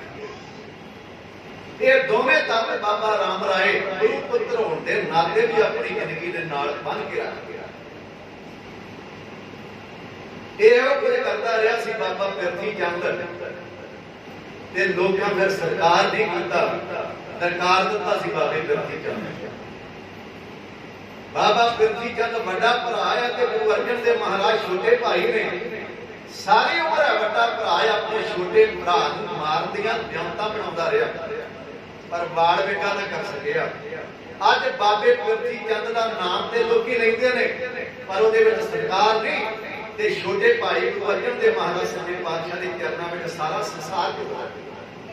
ਜਿਸ ਬੰਦੇ ਦੀ ਸੋਚ ਚੰਗੀ ਹੋਵੇ, ਜਿਸ ਬੰਦੇ ਦਾ ਨਜ਼ਰੀਆ ਚੰਗਾ ਹੋਵੇ, ਜਿਸ ਬੰਦੇ ਦੇ ਖਿਆਲ ਸ਼ੁੱਧ ਹੋਣ, ਕੰਮ ਸ਼ੁੱਧ ਹੋਣ, ਉਹ ਬੰਦਾ ਭਾਵੇਂ ਸਾਰੀ ਉਮਰ ਅੱਖਾਂ ਦੀ ਕੁਲੀ ਵਿੱਚ ਕੱਢਦੇ, ਰੱਬ ਵਰਗਾ ਸਰਕਾਰ ਬਣਿਆ ਰਹਿੰਦਾ ਹੈ। ਤੇ ਜੇ ਇਹ ਗੁਣ ਬੰਦੇ ਵਿੱਚ ਨਾ ਹੋਣ ਤੇ ਬਾਬੇ ਪਿਰਥੀ ਚੰਦ ਵਾਂਗ ਬੰਦਾ ਭਾਵੇਂ ਰੱਬ ਦੇ ਘਰ ਵਿੱਚ ਵੀ ਪੈਦਾ ਹੋਇਆ ਹੋਵੇ, ਮਾਨ ਤੇ ਸਰਕਾਰ ਸਦਾ ਵਾਸਤੇ ਗਵਾਚ ਜਾਂਦਾ। ਸੰਸਾਰ ਵਿੱਚ ਗੁਣਾਂ ਦੀ ਪੂਜਾ ਹੁੰਦੀ ਹੈ। ਆਪਣੇ ਛੋਟੇ ਪੁੱਤਰ ਨੂੰ ਗੁਣਾਂ ਦਾ ਧਾਰ ਨਹੀਂ ਜਾਣ ਕੇ ਲੈ ਜਾਣ ਕੇ ਸਤਿਗੁਰੂ ਪਾਤਸ਼ਾਹ ਮਹਾਰਾਜ ਨੇ ਬੱਤੀ ਦਾ ਵਾਰਸ ਬਣਾਇਆ ਸੀ, ਪਰ ਵੱਡਾ ਭਰਾ ਜਿਹੜਾ ਸੀ ਵੈਰੀ ਬਣ ਕੇ ਬਹਿ ਗਿਆ। ਇਹਦੇ ਤੋਂ ਪਹਿਲਾਂ ਇੱਕ ਹੋਰ ਘਟਨਾ ਵਾਪਰੀ। ਦਿੱਲੀ ਦੇ ਬਾਦਸ਼ਾਹ ਨੇ ਸਤਿਗੁਰੂ ਪਾਤਸ਼ਾਹ ਮਹਾਰਾਜ ਨੂੰ ਦਿੱਲੀ ਸੱਦਿਆ ਤੇ ਮਹਾਰਾਜ ਗਏ ਨਾ ਆਪਣੇ ਵੱਡੇ ਪੁੱਤਰ ਬਾਬੇ ਰਾਮ ਰਾਏ ਨੂੰ ਭੇਜਿਆ। ਇਹ ਸਿਆਣਾ ਸੀ, ਯੋਗ ਵਿਧੀਆਂ ਇਹਦੇ ਕੋਲ ਬਹੁਤ ਵੱਡੀਆਂ ਸਨ। ਅਗਲੇ ਸ਼ਬਦਾਂ ਵਿੱਚ ਜੇ ਟਾਈਮ ਹੋਇਆ ਤੇ ਤੁਹਾਡੇ ਨਾਲ ਸਾਂਝ ਪਾਵਾਂਗਾ ਵੀ ਇਹ ਕੋਈ ਆਮ ਬੰਦਾ ਨਹੀਂ ਸੀ ਬਾਬਾ ਰਾਮ ਰਾਏ। ਜੇ ਗੁਰੂ ਪੁੱਤਰ ਸੀ, ਉਹਦੇ ਨਾਲ ਯੋਗ ਸਾਧਨਾ ਏਡੀ ਵੱਡੀ ਸੀ ਕਿ ਆਪਣੇ ਪ੍ਰਾਣ ਜਿਹੜੇ ਆਪਣੇ ਸਰੀਰ ਤੋਂ ਬਾਹਰ ਕੱਢ ਕੇ ਰੱਖ ਲੈਂਦਾ ਸੀ। ਕਈ ਦਿਨ ਸਰੀਰ ਪਿਆ ਰਹਿੰਦਾ ਸੀ। ਕਿ ਯੋਗ ਸਾਧਨਾ ਸੀ ਬਾਬੇ ਰਾਮ ਰਾਏ ਦੇ ਕੋਲ। ਤੋ ਸਤਿਗੁਰੂ ਪਾਤਸ਼ਾਹ ਮਹਾਰਾਜ ਨੇ ਆਪਣੇ ਵੱਡੇ ਪੁੱਤਰ ਬਾਬੇ ਰਾਮ ਰਾਏ ਨੂੰ ਸਿਆਣਾ ਜਾਣ ਕੇ ਬਾਦਸ਼ਾਹ ਦੇ ਕੋਲ ਭੇਜਿਆ। ਤੇ ਜਦੋਂ ਤੁਰ ਲੱਗਾ ਨਾ ਬਾਬਾ ਰਾਮ ਰਾਏ, ਤੇ ਸਤਿਗੁਰੂ ਪਾਤਸ਼ਾਹ ਪਿਤਾ ਨੇ ਹਦਾਇਤ ਕੀਤੀ, ਬੇਟਾ ਤੂੰ ਰਾਜੇ ਦੇ ਦਰਬਾਰ ਵਿੱਚ ਜਾਣਾ, ਬੜੇ ਲਾਲਚ ਦਿੱਤੇ ਜਾਣੇ ਨੇ, ਡਰਾਵੇ ਹੋ ਸਕਦਾ ਤੈਨੂੰ ਡਰਾਵੇ ਵੀ ਦਿੱਤੇ ਜਾਣ, ਤੈਨੂੰ ਛੜਾਵੇ ਵਿੱਚ ਲਿਆਂਦਾ ਜਾਏ, ਪਰ ਤੂੰ ਛੜਾਵੇ ਵਿੱਚ ਨਹੀਂ ਆਉਣਾ ਤੇ ਉਹ ਬਚਨ ਬਾਦਸ਼ਾਹ ਦੇ ਦਰਬਾਰ ਵਿੱਚ ਨਹੀਂ ਕਰਨਾ ਜਿਸ ਤੇਰੇ ਬਚਨ ਕੱਲ ਸਰਕਾ ਸਿੱਖੀ ਨੂੰ ਢਾਹ ਲੱਗਦੀ ਹੋਵੇ, ਬਾਬੇ ਨਾਨਕ ਦੇ ਘਰ ਨੂੰ ਢਾਹ ਲੱਗਦੀ ਹੋਵੇ, ਜਾਂ ਸੰਗਤਾਂ ਦਾ ਦਿਲ ਦੁਖੇ, ਉਹ ਬਚਨ ਉੱਥੇ ਨਹੀਂ ਕਰਦੀ। ਉੱਥੇ ਸਰਕਾਰ ਪੈਦਾ ਕਰਕੇ ਆਉਣਾ ਹੈ। 7 ਬਚਨ ਕਹਿ ਕੇ ਬਾਬਾ ਰਾਮ ਰਾਏ ਗੱਲ ਨੂੰ ਛੋਟੀ ਕਰਾਂ, ਟਾਈਮ ਬੜਾ ਕੀਮਤੀ ਹੈ। 7 ਬਚਨ ਕਹਿ ਕੇ ਬਾਬਾ ਰਾਮ ਰਾਏ ਦਿੱਲੀ ਨੂੰ ਰਵਾਨਾ ਹੋਇਆ। ਬਾਦਸ਼ਾਹ ਰੰਗ ਦੇ ਬਾਦਸ਼ਾਹ ਦੇ ਦਰਬਾਰ ਵਿੱਚ ਆ ਗਏ। ਬੜੀ ਆਓ ਭਗਤ ਕੀਤੀ ਗਈ। ਜਦੋਂ ਬੰਦੇ ਦਾ ਜ਼ਿਆਦਾ ਸਰਕਾਰ ਹੋਵੇ ਨਾ ਤੇ ਬੰਦਾ ਪਿਉਣ ਵਿੱਚ ਆ ਜਾਂਦਾ। ਬਾਬਾ ਰਾਮ ਰਾਏ ਵੀ ਇਸ ਗਲਤ ਫਹਿਮੀ ਦਾ ਸ਼ਿਕਾਰ ਹੋ ਗਿਆ। ਏਡਾ ਵੱਡਾ ਸਰਕਾਰ ਬਾਦਸ਼ਾਹ ਨੇ ਮੇਰਾ ਕੀਤਾ, ਪਿਤਾ ਜੀ ਤੇ ਐਵੇਂ ਕਹੀ ਜਾਂਦੇ ਸਨ ਕਿ ਤੂੰ ਬਾਦਸ਼ਾਹ ਨੂੰ ਚੱਲਿਆ, ਉਹਨੇ ਲਾਲਚ ਦੇਣੇ, ਡਰਾਵੇ ਦੇਣੇ ਨੇ, ਫਿਰ ਸਰਕਾਰ ਬੜਾ ਵੱਡਾ ਹੋਇਆ। ਸਮਾਂ ਪਾ ਕੇ ਚਰਚਾ ਦੇ ਵਿਚਾਰ ਹੋ ਗਈ। ਚਰਚਾ ਵਿੱਚੋਂ ਕੁਝ ਨਹੀਂ ਲੱਭਦਾ, ਦੁਬਦਾ ਵਿੱਚੋਂ ਕੁਝ ਵੀ ਬੰਦੇ ਨੂੰ ਪ੍ਰਾਪਤ ਨਹੀਂ ਹੁੰਦਾ, ਤੇ ਵਿਚਾਰ ਵਿੱਚੋਂ ਬਹੁਤ ਕੁਝ ਪ੍ਰਾਪਤ ਹੁੰਦਾ। ਜੇ ਵਿਚਾਰਾਂ ਹੁੰਦੀਆਂ ਤੇ ਹੋ ਸਕਦਾ ਸੀ ਏਡਾ ਵੱਡਾ ਕਹਾਣ ਨਾ ਹੁੰਦਾ, ਪਰ ਲੇਕਿਨ ਇੱਥੇ ਚਰਚਾ ਹੋਈ। ਬਾਦਸ਼ਾਹ ਨੇ ਬੜੇ ਸਵਾਲ ਕੀਤੇ, ਬੜੇ ਲਹਿਜੇ ਦੇ ਨਾਲ ਬਾਬੇ ਰਾਮ ਰਾਏ ਨੇ ਸਵਾਲਾਂ ਦੇ ਉੱਤਰ ਦਿੱਤੇ। ਅੰਤ ਵਿੱਚ ਬਾਦਸ਼ਾਹ ਨੇ ਇੱਕ ਸਵਾਲ ਕੀਤਾ, ਬਾਬੇ ਨਾਨਕ ਦੇ ਘਰ ਵਿੱਚ ਬੜੀਆਂ ਵੱਡੀਆਂ ਬਰਕਤਾਂ ਨੇ, ਉਹਦੇ ਨਾਲ ਵੱਡੀਆਂ ਵੱਡੀਆਂ ਕਰਾਮਾਤਾਂ ਨੇ, ਤੁਸੀਂ ਗੁਰੂ ਪੁੱਤਰ ਆ, ਕੋਈ ਕਰਾਮਾਤ ਮੇਰੇ ਦਰਬਾਰ 'ਚ ਵਿਖਾਓ, ਤੁਹਾਡੇ ਗੁਰੂ ਘਰ ਦੀ ਸ਼ਾਨ ਵਧੇ। ਜਿਹੜੀ ਗੱਲ ਤੋਂ ਮਰਜਿਆ ਸੀ ਬਾਪ ਨੇ, ਉਹ ਗੱਲ ਭੁੱਲ ਕੇ ਬਾਬਾ ਰਾਮ ਰਾਏ ਉਸੇ ਈਰਖਾ ਦੀ ਪੌੜੀ ਚੜ ਗਿਆ, ਉਸੇ ਸ਼ਰਾਬੇ ਦੀ ਪੌੜੀ ਚੜ ਗਿਆ। 72 ਤਰ੍ਹਾਂ ਦੀਆਂ ਕਰਾਮਾਤਾਂ ਬਾਬੇ ਰਾਮ ਰਾਏ ਨੇ ਬਾਦਸ਼ਾਹ ਦੇ ਦਰਬਾਰ ਵਿੱਚ ਵਿਖਾਈਆਂ। ਜੇ ਉਹਦਾ ਜ਼ਿਕਰ ਤੁਸੀਂ ਪੜ੍ਹਨਾ ਹੋਵੇ ਤੇ ਜੀਵਨ ਚਮਤਕਾਰ ਪੜ੍ਹ ਲਓ, ਉਹਦੇ ਵਿੱਚ 72 ਜਿਹੜੀਆਂ ਕਰਾਮਾਤਾਂ ਬਾਬੇ ਰਾਮ ਰਾਏ ਨੇ ਦਰਬਾਰ ਵਿੱਚ ਵਿਖਾਈਆਂ ਬਾਦਸ਼ਾਹ ਦੇ, ਉਹ ਲਿਖੀਆਂ ਤੁਹਾਨੂੰ ਮਿਲਣਗੀਆਂ। ਇੱਕ ਪੜ੍ਹ ਦਿਓ। ਮੇਰੇ ਕੋਲ ਟਾਈਮ ਨਹੀਂ, ਮੈਂ ਇੱਕ ਦਾ ਜ਼ਿਕਰ ਕਰਾਂ, ਟੂਕ ਮਾਤਰ ਮੈਂ ਅਗੇਰੇ ਜਾਣਾ ਚਾਹੁੰਦਾ। ਤੋ ਬਾਬੇ ਰਾਮ ਰਾਏ ਨੇ ਜੇ 72 ਕਰਾਮਾਤਾਂ ਵਿਖਾਈਆਂ ਸੀ, 92 ਵੀ ਵਿਖਾ ਦਿੰਦਾ, ਹੋ ਸਕਦਾ ਸੀ ਮਾਫ ਹੋ ਜਾਂਦਾ, ਕਿਉਂਕਿ ਉਹਦੇ ਕੋਲ ਯੋਗ ਸਾਧਨਾ ਸੀ। ਉਹਨੇ ਰਿੱਧੀਆਂ ਸਿੱਧੀਆਂ ਦਾ ਸਰਕਾ, ਆਪਣੀ ਯੋਗ ਸਾਧਨਾ ਦਾ ਸਰਕਾ, ਇਹ 72 ਤਰ੍ਹਾਂ ਦੀਆਂ ਕਰਾਮਾਤਾਂ ਵਿਖਾਈਆਂ। ਪਰ ਬਹੁਤ ਵੱਡਾ ਨੁਕਸਾਨ ਉਦੋਂ ਹੋਇਆ ਬਾਬੇ ਰਾਮ ਰਾਏ ਦਾ ਜਦੋਂ ਇਹਨੇ ਬਾਣੀ ਦੀ ਤੁਕ ਬਦਲ ਦਿੱਤੀ ਬਾਦਸ਼ਾਹ ਦੇ ਚਲਾਵੇ ਵਿੱਚ। ਕਾਜੀ ਦਾ ਅੱਗੇ ਬੈਠਾ ਸੀ, ਉਹਨੇ ਜਦੋਂ ਵੇਖਿਆ ਵੀ ਬਾਬੇ ਰਾਮ ਰਾਏ ਦਾ ਤੇ ਸਰਕਾਰ ਹੀ ਬੜਾ ਵੱਡਾ ਬਾਦਸ਼ਾਹ ਕਰ ਰਿਹਾ, ਇਹ ਨਾ ਹੋਵੇ ਇਹਨਾਂ ਦੀ ਸਾਂਝ ਪੈ ਜਾਏ ਤੇ ਮੇਰਾ ਤੋਰੀ ਫੁਲਕਾ ਜਿਹੜਾ ਬੰਦ ਹੋ ਜਾਏ। ਈਰਖਾ ਬਸ ਹੋਇਆ। ਕਾਜੀ ਕਹਿਣ ਲੱਗਾ, ਬਾਦਸ਼ਾਹ ਇੱਕ ਮੈਂ ਵੀ ਗੱਲ ਤੁਹਾਡੇ ਨਾਲ ਸਾਂਝੀ ਕਰਨੀ ਚਾਹੁੰਦਾ। ਉਹਨੇ ਆਖਿਆ ਦੱਸੋ ਕੀ ਕਹਿਣਾ ਚਾਹੁੰਦੇ? ਉਹਨੇ ਆਖਿਆ ਏਡਾ ਵੱਡਾ ਸਰਕਾਰ ਤੁਸੀਂ ਦਰਬਾਰ ਵਿੱਚ ਇਹਦਾ ਕੀਤਾ ਹੈ, ਅਸੀਂ ਵੀ ਕਰਦੇ ਹਾਂ, ਪਰ ਇਹਨਾਂ ਨੇ ਵੱਡਿਆਂ ਨੇ ਜਿਹੜਾ ਗ੍ਰੰਥ ਲਿਖਿਆ ਧਾਰਮਿਕ ਉਹਦੇ ਵਿੱਚ ਸਾਡੇ ਧਰਮ ਦੀ ਤੋਹੀਨ ਕੀਤੀ ਗਈ। ਬਾਦਸ਼ਾਹ ਨੇ ਆਖਿਆ ਉਹ ਕਿਵੇਂ? ਇਹ ਕਹਿੰਦਾ ਜੀ ਇਹਨਾਂ ਦੀ ਬਾਣੀ ਵਿੱਚ ਲਿਖਿਆ, ਇਹਨਾਂ ਦੇ ਗ੍ਰੰਥ ਵਿੱਚ ਲਿਖਿਆ ਮਿੱਟੀ ਮੁਸਲਮਾਨ ਕੀ ਪੇੜੇ ਤੇ ਬੁਨਿਆਦ। ਇਸ ਕਰਕੇ ਮੁਸਲਮਾਨ ਧਰਮ ਦਾ ਨਿਰਾਦਰ ਕੀਤਾ ਗਿਆ। ਇਹ ਗੱਲ ਸਾਨੂੰ ਜੱਜਦੀ ਨਹੀਂ ਜਾਂ ਇਹਦਾ ਲੜਨਾ ਕਰਕੇ ਬਸ ਗਿਆ। ਜੇ ਬਾਬਾ ਰਾਮ ਰਾਏ ਇਹਨਾਂ ਸ਼ਬਦਾਂ ਦੇ ਅਰਥ ਕਰਦਾ ਤੇ ਹੋ ਸਕਦਾ ਸੀ ਏਡਾ ਵੱਡਾ ਬਖੇੜਾ ਪੈਦਾ ਨਾ ਹੁੰਦਾ, ਪਰ ਬਾਦਸ਼ਾਹ ਦੇ ਖਿਲਾਵੇ ਵਿੱਚ ਜਾਣ ਕੇ ਬਾਦਸ਼ਾਹ ਨੂੰ ਖੁਸ਼ ਕਰਨ ਵਾਸਤੇ ਬਾਬੇ ਰਾਮ ਰਾਏ ਨੇ ਆਪਣੇ ਮਨ ਨੂੰ ਬਦਲ ਲਿਆ। ਪਿਤਾ ਦੀ ਦਿੱਤੀ ਹੋਈ ਸਿੱਖਿਆ ਜਿਹੜੀ ਦਿਲ ਵਿੱਚੋਂ ਭੁਲਾ ਦਿੱਤੀ ਸੀ। ਜਿਹੜੇ ਮਾਂ ਤੇ ਬਾਪ ਦੀ ਸਿੱਖਿਆ ਨੂੰ ਬੱਚੇ ਭੁਲਾ ਦਿੰਦੇ ਆ ਨਾ, ਉਹ ਕਿੰਨੇ ਉਹਦੇ ਤੇ ਵੱਡੇ ਤੇ ਇਤਲਾਲ ਹੋ ਜਾਣ, ਪਰ ਉਹਨਾਂ ਦੀ ਜ਼ਿੰਦਗੀ ਵਿੱਚ ਜਿਹੜਾ ਘਾਟਾ ਉਹ ਕਦੀ ਪੂਰਾ ਨਹੀਂ ਹੋ ਸਕਦਾ। ਬਾਪ ਦੀ ਸਿੱਖਿਆ ਨੂੰ ਸਾਥ ਦਿੱਤਾ। ਉਹਨੇ ਆਖਿਆ ਬਾਦਸ਼ਾਹ ਨਹੀਂ, ਤੁਹਾਨੂੰ ਭੁਲੇਖਾ ਲੱਗਾ, ਮਿੱਟੀ ਮੁਸਲਮਾਨ ਕੀ ਨਹੀਂ, ਮਿੱਟੀ ਬੇਈਮਾਨ ਕੀ।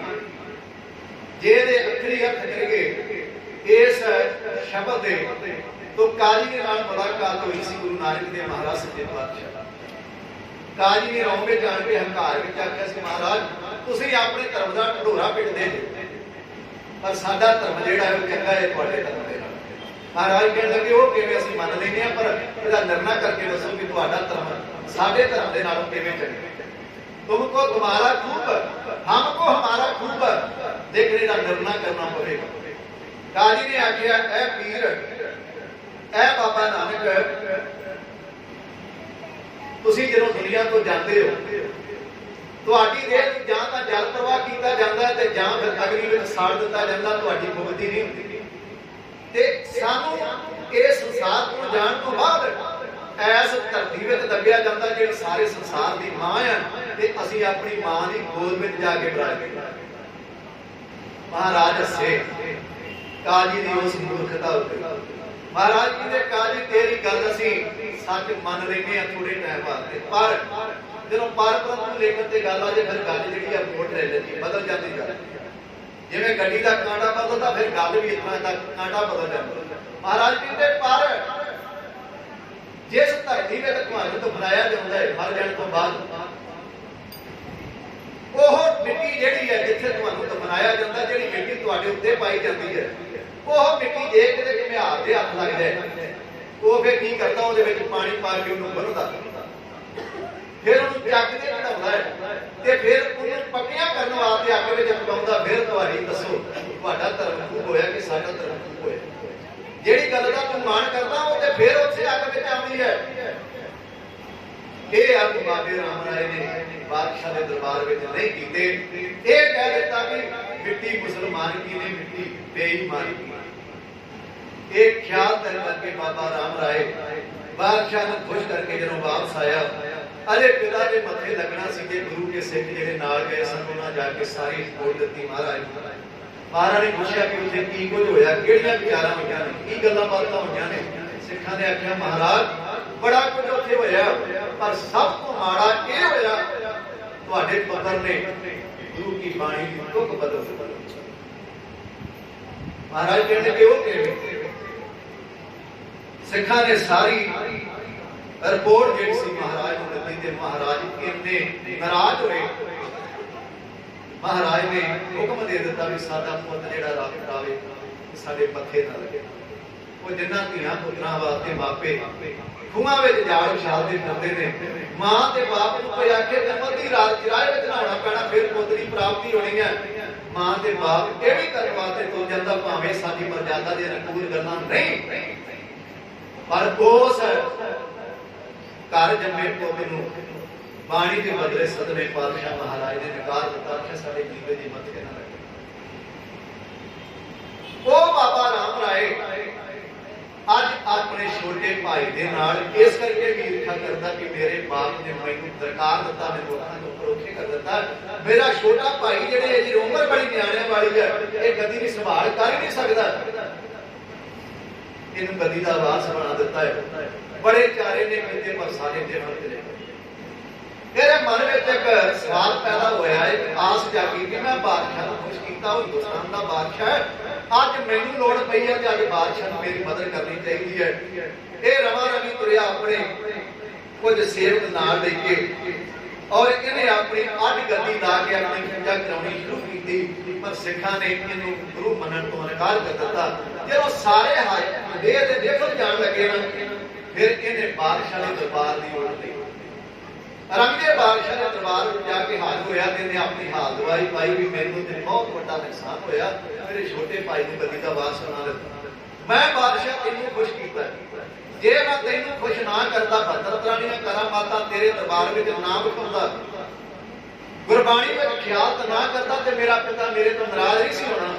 ਇਸ ਕਰਕੇ ਹੁਣ ਮੈਨੂੰ ਤੇਰੀ ਲੋੜ ਆ, ਤੈਨੂੰ ਖੁਸ਼ ਕਰ ਸਕਦਾ, ਮੇਰੇ ਪਿਤਾ ਨੇ ਮੈਨੂੰ ਦਰਕਾਰ ਦਿੱਤਾ ਹੈ, ਹੁਣ ਤੂੰ ਮੇਰੀ ਮਦਦ ਕਰ ਤੇ ਮੈਨੂੰ ਗੱਦੀ ਦਾ ਵਾਰਸ ਬਣਾ। ਬਾਦਸ਼ਾਹ ਨੇ, ਕੁਝ ਇਤਿਹਾਸਕਾਰਾਂ ਨੇ ਇਹ ਵੀ ਗੱਲ ਲਿਖੀ ਆ ਕਿ ਬਾਦਸ਼ਾਹ ਨੇ ਇਹਨੂੰ ਵਰਜਿਆ ਕਿ ਇਸ ਤਰ੍ਹਾਂ ਨਾ ਕਰ। 7 ਬਾਦਸ਼ਾਹ ਨੇ ਪਿੰਡ ਨੂੰ ਦੇ ਦਿੱਤੇ ਵੀ ਜਾ ਇਹਨੂੰ ਜ਼ਗੀਰ ਦੇ ਦਿੰਦੇ ਆ, ਤੂੰ ਆਪਣੀ ਵੱਖਰਾ ਪੰਥ ਚਲਾ ਲਾ, ਇਹ ਝਗੜੇ ਵਿੱਚ ਨਾ ਬਹਿ, ਝਗੜਾ ਲੰਮਾ ਹੋ ਜਾਏਗਾ। ਪਰ ਕੁਝ ਇਤਿਹਾਸਕਾਰਾਂ ਨੇ ਲਿਖਿਆ ਕਿ ਜਦੋਂ ਬਾਦਸ਼ਾਹ ਦੇ ਕੰਨਾਂ ਵਿੱਚ ਬਾਬੇ ਰਾਮ ਰਾਏ ਨੇ ਇਹ ਵਿਰੋਧ ਭਰੀਆਂ ਗੱਲਾਂ ਕੀਤੀਆਂ ਤੇ ਬਾਦਸ਼ਾਹ ਵੀ ਗੁੱਸੇ ਵਿੱਚ ਆ ਗਿਆ। ਬਾਦਸ਼ਾਹ ਨੇ ਪ੍ਰੋਗਰਾਮ ਬਣਾਇਆ ਕਿ 8ਵੇਂ ਪਾਤਸ਼ਾਹ ਦਿੱਲੀ ਸੱਦਿਆ ਜਾਏ। ਐਤਵਾਰ ਆਏ ਅਨੰਦਪੁਰ ਸਾਹਿਬ ਦੀ ਧਰਤੀ ਉੱਤੇ, ਉਹਨਾਂ ਨੇ ਆਣ ਕੇ ਬਾਦਸ਼ਾਹ ਦਾ ਫਰਮਾਨ 8ਵੇਂ ਪਾਤਸ਼ਾਹ ਨੂੰ ਦਿੱਤਾ। 8ਵੇਂ ਪਾਤਸ਼ਾਹ ਮਹਾਰਾਜ ਨੇ ਅੱਜ ਪਿਤਾ ਸੰਸਾਰ ਤੋਂ ਜਾ ਚੁੱਕੇ ਨੇ, ਆਪਣੀ ਮਾਂ ਦੇ ਨਾਲ ਸਾਰਾ ਮਸ਼ਵਰਾ ਜਿਹੜਾ ਸੀ ਮਾਂ ਦਿੱਲੀ ਤੋਂ ਫਰਮਾਨ ਆਇਆ ਕੀ ਹੋਣਾ ਚਾਹੀਦਾ, ਸਾਰੇ ਸਿੱਖਾਂ ਦੀ ਰਾਏ ਲਈ ਗਈ ਔਰ ਪ੍ਰੋਗਰਾਮ ਬਣਿਆ ਕਿ ਪਿਤਾ ਦਾ ਹੁਕਮ ਸੀ ਜੀਵਦੇ ਜੀ ਬਾਦਸ਼ਾਹ ਦੇ ਮੱਥੇ ਨਹੀਂ ਲੱਗਣਾ, ਇਸ ਕਰਕੇ ਪਿਤਾ ਦਾ ਹੁਕਮ ਟਾਲਿਆ ਨਹੀਂ ਜਾ ਸਕਦਾ। ਸਾਡੇ ਵੱਡੇ ਭਰਾ ਨੇ ਬਹੁਤ ਵੱਡੀ ਗਲਤੀ ਕੀਤੀ, ਉਹਦਾ ਖਮਿਆਜਾ ਉਤਾਰਨਾ ਪਿਆ। ਜੇ ਅਸੀਂ ਵੀ ਪਿਤਾ ਦਾ ਹੁਕਮ ਮੰਨਿਆ ਤੇ ਉਦੋਂ ਮੁਨਕਰ ਹੋ ਜਾਾਂਗੇ। ਇਸ ਕਰਕੇ ਆਪਣੇ ਪਿਤਾ ਦਾ ਹੁਕਮ ਜ਼ਰੂਰ ਪਾਲਿਆ ਜਾਏਗਾ, ਅਸੀਂ ਦਿੱਲੀ ਨਹੀਂ ਜਾਵਾਂਗੇ। ਜਦੋਂ ਬਾਦਸ਼ਾਹ ਦੇ ਅਹਿਲਕਾਰਾਂ ਨੇ ਜਾ ਕੇ ਬਾਦਸ਼ਾਹ ਨੂੰ ਦੱਸਿਆ ਵੀ 8ਵੇਂ ਪਾਤਸ਼ਾਹ ਮਹਾਰਾਜ ਕਹਿੰਦੇ ਅਸੀਂ ਕਹਿੰਦੇ ਜੀ ਬਾਦਸ਼ਾਹ ਦੇ ਮੱਥੇ ਨਹੀਂ ਲੱਗਣਾ। ਬਾਦਸ਼ਾਹ ਹੈਰਾਨ ਹੋਇਆ, ਗੁੱਸੇ ਵਿੱਚ ਆਇਆ। ਇਸ ਗੱਲ ਦੀ ਭਿਣਕ ਰਾਜੇ ਜੈ ਸਿੰਘ ਨੇ। ਰਾਜਾ ਜੈ ਸਿੰਘ ਦਿੱਲੀ ਦਾ ਰਾਜਾ ਹੈ ਔਰ ਇਹਦੇ ਹਿਰਦੇ ਵਿੱਚ ਰੱਬ ਦਾ ਪਿਆਰ ਚੱਲਦਾ, ਕਿ ਧਰਮੀ ਰੂਹ ਹੈ। ਔਰ ਇਹਨੇ ਬਾਦਸ਼ਾਹ ਨੂੰ ਸਮਝਾਇਆ ਕਿ ਬਾਦਸ਼ਾਹ ਧੱਕਾ ਨਾ ਕਰ। ਇਸ ਕਰਕੇ ਜੇ 8ਵੇਂ ਪਾਤਸ਼ਾਹ ਨੇ ਨਾ ਕਰ ਦਿੱਤੀ ਆ ਤੁਹਾਡੇ ਮੱਥੇ ਲੱਗਣ ਤੋਂ, ਉਹਨਾਂ ਜਿਹੜੀ ਜੀ ਤੁਹਾਡੇ ਮੱਥੇ ਨਹੀਂ ਲੱਗਣਾ, ਇਹ ਗੁਰੂ ਨਾਨਕ ਦਾ ਘਰ ਹੈ ਤੇ ਉਹ ਗੁਰੂ ਨਾਨਕ ਦੀ ਗੱਦੀ ਦੇ 8ਵੇਂ ਵਾਰਸ ਨੇ। ਇਸ ਕਰਕੇ ਧੱਕਾ ਨਹੀਂ ਕੀਤਾ ਜਾ ਸਕਦਾ।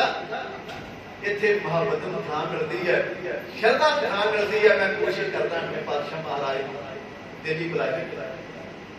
ਰਾਜੇ ਜੈ ਸਿੰਘ ਨੇ ਆਪਣੇ ਨਿਕਟੀ ਜਿਹੜੇ ਨਿਕਟਵਰਤੀ ਆਪਣੇ ਸੇਵਕ ਸਨ, ਉਹਨਾਂ ਨੂੰ ਇੱਕ ਪੱਤਰਕਾ ਲਿਖ ਕੇ ਤੇ ਆਪਣੇ ਵੱਲੋਂ ਇੱਕ ਬੇਨਤੀ ਦੇ ਰੂਪ ਵਿੱਚ ਮਹਾਰਾਜ ਦੇ ਚਰਨਾਂ ਵਿੱਚ ਭੇਜਿਆ ਵੀ ਮਹਾਰਾਜ ਤੁਸੀਂ ਜੇ ਨਹੀਂ ਬਾਦਸ਼ਾਹ ਦੇ ਮੱਥੇ ਲੱਗਣਾ ਤੇ ਨਾ ਲੱਗਿਓ, ਤੁਹਾਡਾ ਦਾਰਾ ਜਿਹੜਾ ਮੇਰੇ ਮਹਿਲਾਂ ਵਿੱਚ ਹੋਵੇਗਾ। ਜਿੰਨੇ ਦਿਨ ਤੁਸੀਂ ਦਿੱਲੀ ਰਹੋਗੇ ਸਾਰਾ ਪਰਿਵਾਰ ਤੁਹਾਡੀ ਸੇਵਾ ਕਰੇਗਾ। ਤੁਹਾਡਾ ਮਨ ਕਰੇਗਾ ਤੇ ਬਾਦਸ਼ਾਹ ਨੂੰ ਮਿਲਿਓ, ਤੇ ਤੁਹਾਡਾ ਮਨ ਨਾ ਕਰੇਗਾ ਤੇ ਬਾਦਸ਼ਾਹ ਨੂੰ ਨਾ ਮਿਲੇ। ਜਦੋਂ ਇਹ ਪਿਆਰ ਭਰੀ ਚਿੱਠੀ 8ਵੇਂ ਪਾਤਸ਼ਾਹ ਮਹਾਰਾਜ ਦੇ ਕੋਲ ਕੀਰਤਪੁਰ ਸਾਹਿਬ ਆਈ, ਸੰਗਤਾਂ ਦੇ ਨਾਲ ਫਿਰ ਮਸ਼ਵਰਾ ਕੀਤਾ ਗਿਆ, ਪਿਆਰੇ ਸਿੱਖਾਂ ਦੀ ਰਹਿ ਲਈ ਗਈ, ਮਾਤਾ ਦੇ ਨਾਲ ਸਲਾਹ ਕੀਤੀ ਗਈ। ਪ੍ਰੋਗਰਾਮ ਇਹ ਬਣਿਆ ਕਿ ਦਿੱਲੀ ਜਾਣਾ ਚਾਹੀਦਾ। ਦਿੱਲੀ ਨੂੰ 8ਵੇਂ ਪਾਤਸ਼ਾਹ ਮਹਾਰਾਜ ਰਾਜੇ ਜੈ ਸਿੰਘ ਦੀ ਬੇਨਤੀ ਉੱਤੇ ਤੇ ਸੰਗਤਾਂ ਦੀ ਉਸ ਪਿਆਰ ਨੂੰ ਸੁਣਨ ਵਾਸਤੇ, ਉਸ ਪਿਆਰ ਨੂੰ ਚਾਰ ਤੇ ਦਿਨਾਂ ਵਾਸਤੇ ਮਹਾਰਾਜ ਨੇ ਆਪਣੇ ਦਿੱਲੀ ਨੂੰ ਕਦਮ ਵਧਾਏ। ਮਹਾਰਾਜ ਪੈਣੇ ਨੂੰ ਤੈਅ ਕਰਦੇ ਹੋਏ ਗੁਰੂਖੜਾ ਸਾਹਿਬ ਦੀ ਧਰਤੀ ਤੇ ਗਏ। ਇੱਥੇ ਬਹੁਤ ਵੱਡਾ ਇਕੱਠ ਜਿਹੜਾ ਗੁਰੂ ਦੀਆਂ ਸੰਗਤਾਂ ਦਾ ਹੋ ਗਿਆ। ਹੁਣ ਆਰਜੂ ਮਹਾਰਾਜ ਦੀ ਲਗਭਗ 8 ਸਾਲ ਦੀ ਹੈ। 3 ਸਾਲ ਮਹਾਰਾਜ ਗੁਰਤਾ ਗੱਦੀ ਤੇ ਰਹੇ ਨੇ। ਲਗਭਗ 8 ਸਾਲ ਦੀ ਆਰਜ਼ੂ ਹੈ ਤੇ ਮਹਾਰਾਜ ਚੌਂਕੜਾ ਮਾਰ ਕੇ ਇਸ ਮਜੂਟਰੇ ਨਗਰ ਵਿੱਚ ਬੈਠੇ ਨੇ। ਇਲਾਕੇ ਦੇ ਲੋਕ 90 ਸਾਲਾਂ ਦੇ ਬਾਬੇ 100 ਸਾਲ ਦੀਆਂ ਮਾਈਆਂ 8 ਸਾਲ ਦੇ ਗੁਰੂ ਦੇ ਚਰਨਾਂ ਵਿੱਚ ਨੇਤਰ ਮੋੜ ਕੇ ਬੈਠੇ ਨੇ ਸ਼ਰਧਾ ਸਹਿਤ। ਇੱਥੋਂ ਦਾ ਇੱਕ ਪੰਡਿਤ ਹੈ ਜਿਹਦਾ ਨਾਮ ਗਿਆਸਤ ਲਾਲ ਚੰਦ ਆਇਆ। ਇਹਨੂੰ ਪਤਾ ਲੱਗਾ ਕੋਈ ਸਾਡੇ ਪਿੰਡ ਵਿੱਚ ਆਇਆ, ਉੱਥੇ ਪਹੁੰਚਿਆ। ਇਹਨੇ ਕੀ ਵੇਖਿਆ ਕਿ ਛੋਟਾ ਜਿਹਾ ਬਾਲ ਸਾਰਿਆਂ ਦੇ ਵਿਚਕਾਰ ਬੈਠਾ ਤੇ ਸਾਰੇ ਲੋਕ ਸ਼ਰਧਾ ਸਹਿਤ ਆਲੇ ਦੁਆਲੇ ਬੈਠੇ। ਇੱਕ ਸਿੱਖ ਨੂੰ ਪੁੱਛਦਾ ਹੈ ਕੌਣ ਹੈ? ਉਹਨੇ ਆਖਿਆ ਸ਼੍ਰੀ ਗੁਰੂ ਹਰਕ੍ਰਿਸ਼ਨ ਮਹਾਰਾਜ ਨੇ, ਗੁਰੂ ਨਾਨਕ ਦੀ ਗੱਦੀ ਦੇ 8ਵੇਂ ਪਾਤਸ਼ਾਹ। ਇਹਦੇ ਮਨ ਦਾ ਕ੍ਰੋਧ ਲੱਗ ਗਿਆ, ਸਾਡੇ ਭਗਵਾਨ ਹੋਏ ਨੇ ਕ੍ਰਿਸ਼ਨ ਤੇ ਇਹ ਉਹਨਾਂ ਦੇ ਨਾਲੋਂ ਵੀ ਵੱਡਾ ਨਾਰ ਖਾਈ ਫਿਰਦਾ ਤੇ ਬਾਲ ਛੋਟਾ ਜਿਹਾ ਅਵਸਥਾ, ਇਹਦੀ ਉਮਰ ਜਿਹੜੀ ਹੈ ਬਾਲਾਂ ਵਾਲੀ ਹੈ ਤੇ ਨਾ ਏਡਾ ਵੱਡਾ। ਆਪਣੀ ਵਿਦਵਾਨੀ ਦਾ ਇਜ਼ਹਾਰ ਕਰਨ ਵਾਸਤੇ, ਆਪਣੇ ਕ੍ਰੋਧ ਦਾ ਇਜ਼ਹਾਰ ਕਰਨ ਵਾਸਤੇ ਲਾਲ ਚੰਦ ਪੰਡਿਤ ਗਿਆ।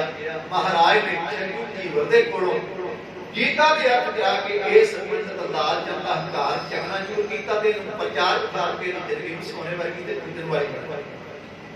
ਇੱਥੇ ਮਹਾਰਾਜ ਦੇ ਨਾਲ ਕਰ ਲੱਗੇ ਤੇ ਸੰਗਤਾਂ ਨਾਲ ਚੱਲਦੀਆਂ। ਮਹਾਰਾਜ ਨੇ ਆਖਿਆ ਤੁਸੀਂ ਨਾ ਜਾਓ। ਮਹਾਰਾਜ ਨੇ ਲਕੀਰ ਖਿੱਚ ਦਿੱਤੀ ਵੀ ਜਿਹੜਾ ਗੁਰੂ ਨਾਨਕ ਦੇ ਘਰ ਨੂੰ ਆਪਣਾ ਘਰ ਸਮਝਦਾ ਹੈ ਉਹ ਲਕੀਰ ਪਾਰ ਨਾ ਕਰੇ, ਕਿਉਂਕਿ ਉੱਥੇ ਜਾਣਾ ਕਠਿਨ ਹੈ। ਪਤਾ ਨਹੀਂ ਬਾਦਸ਼ਾਹ ਨੇ ਕੀ ਕਰਨਾ ਹੈ, ਇਸ ਕਰਕੇ ਅਸੀਂ ਨਹੀਂ ਚਾਹੁੰਦੇ ਕਿਸੇ ਦਾ ਨੁਕਸਾਨ ਹੋਵੇ। ਏਡੀ ਵੱਡੀ ਤਾਦਾਦ ਵਿੱਚ ਸੰਗਤਾਂ ਦਾ ਪ੍ਰਬੰਧ ਕਰਨਾ ਔਖਾ ਹੋ ਜਾਏਗਾ ਰਾਜੇ ਜੈ ਸਿੰਘ ਵਾਸਤੇ, ਇਸ ਕਰਕੇ ਤੁਸੀਂ ਵਾਪਸ ਚਲੇ। ਮਹਾਰਾਜ ਦਾ ਹੁਕਮ ਪਾ ਕੇ ਕੁਝ ਸੰਗਤਾਂ ਵਾਪਸ ਆਈਆਂ।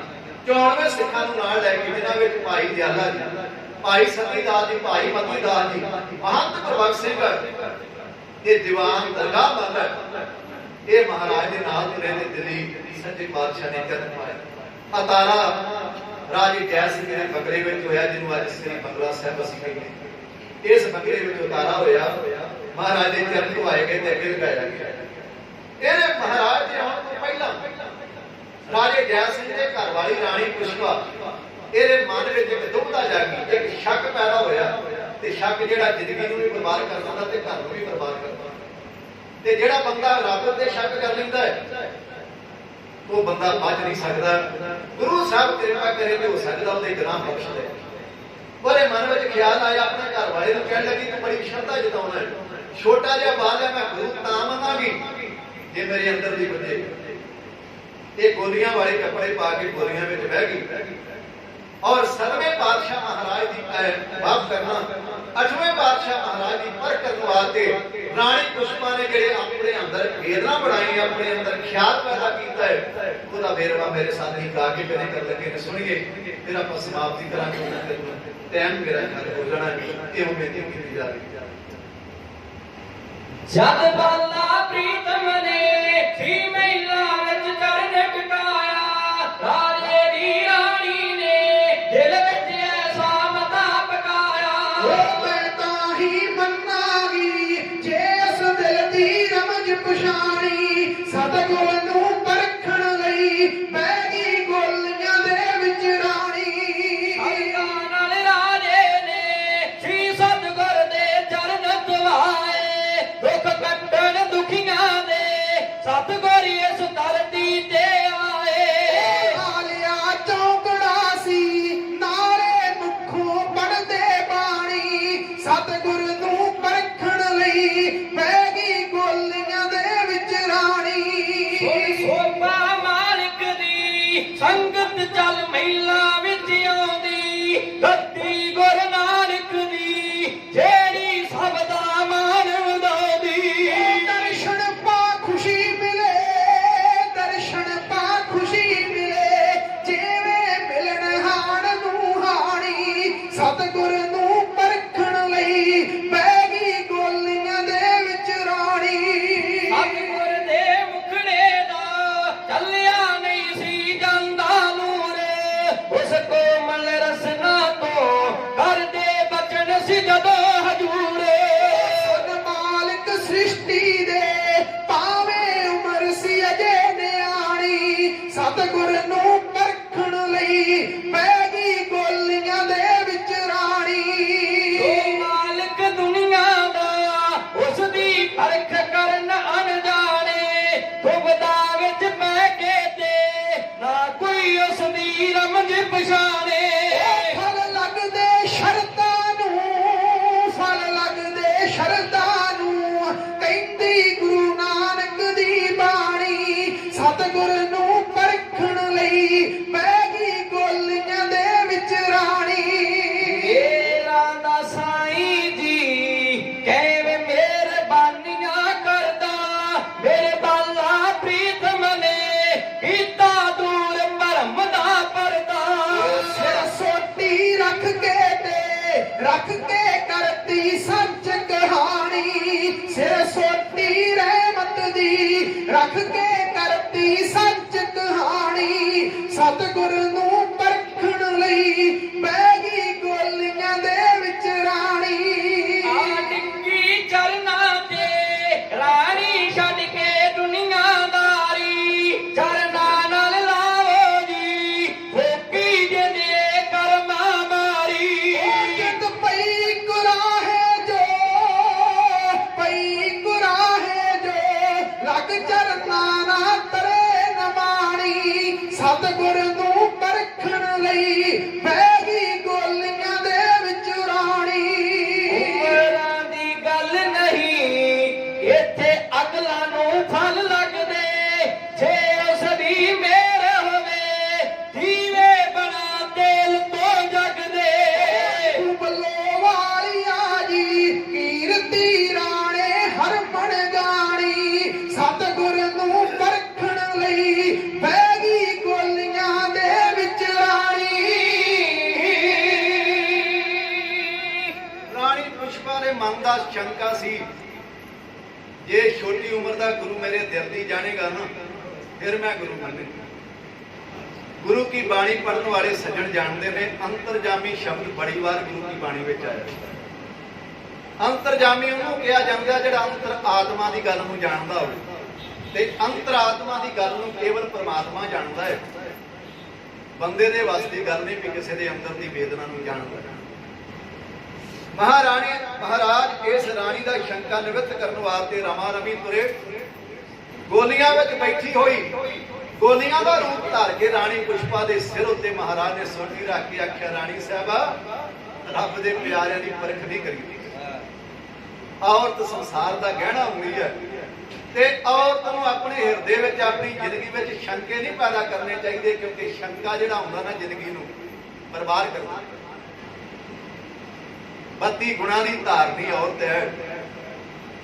ਮੈਂ ਜਦੋਂ ਔਰਤ ਦਾ ਜੀਵਨ ਪੜ੍ਹਦਾ ਹਾਂ ਤੇ ਫਿਰ ਬਾਬੇ ਨਾਨਕ ਦੀਆਂ ਦਿੱਤੀਆਂ ਹੋਈਆਂ ਵਡਿਆਈਆਂ ਨੂੰ ਸਿਰ ਝੁਕ ਜਾਂਦਾ ਵੀ ਬਾਬੇ ਨਾਨਕ ਨੇ ਐਵੇਂ ਨਹੀਂ ਔਰਤ ਨੂੰ ਵਡਿਆਈ ਦਿੱਤੀ ਜਿੰਨਾ ਸਰਕਾਰ ਬਾਬੇ ਨਾਨਕ ਨੇ ਔਰਤ ਨੂੰ ਦਿੱਤਾ ਹੈ। ਮੇਰੀਆਂ ਭੈਣਾਂ ਬੈਠੀਆਂ ਨੇ, ਆਪਣਾ ਇਤਿਹਾਸ ਪੜ੍ਹ ਕੇ ਵੇਖ ਲਓ। ਬਾਬੇ ਨਾਨਕ ਦੇ ਆਉਣ ਤੋਂ ਪਹਿਲਾਂ ਤੁਹਾਡੀ ਜ਼ਿੰਦਗੀ ਵਿੱਚ ਏਡਾ ਵੱਡਾ ਸਰਕਾਰ ਨਹੀਂ ਸੀ।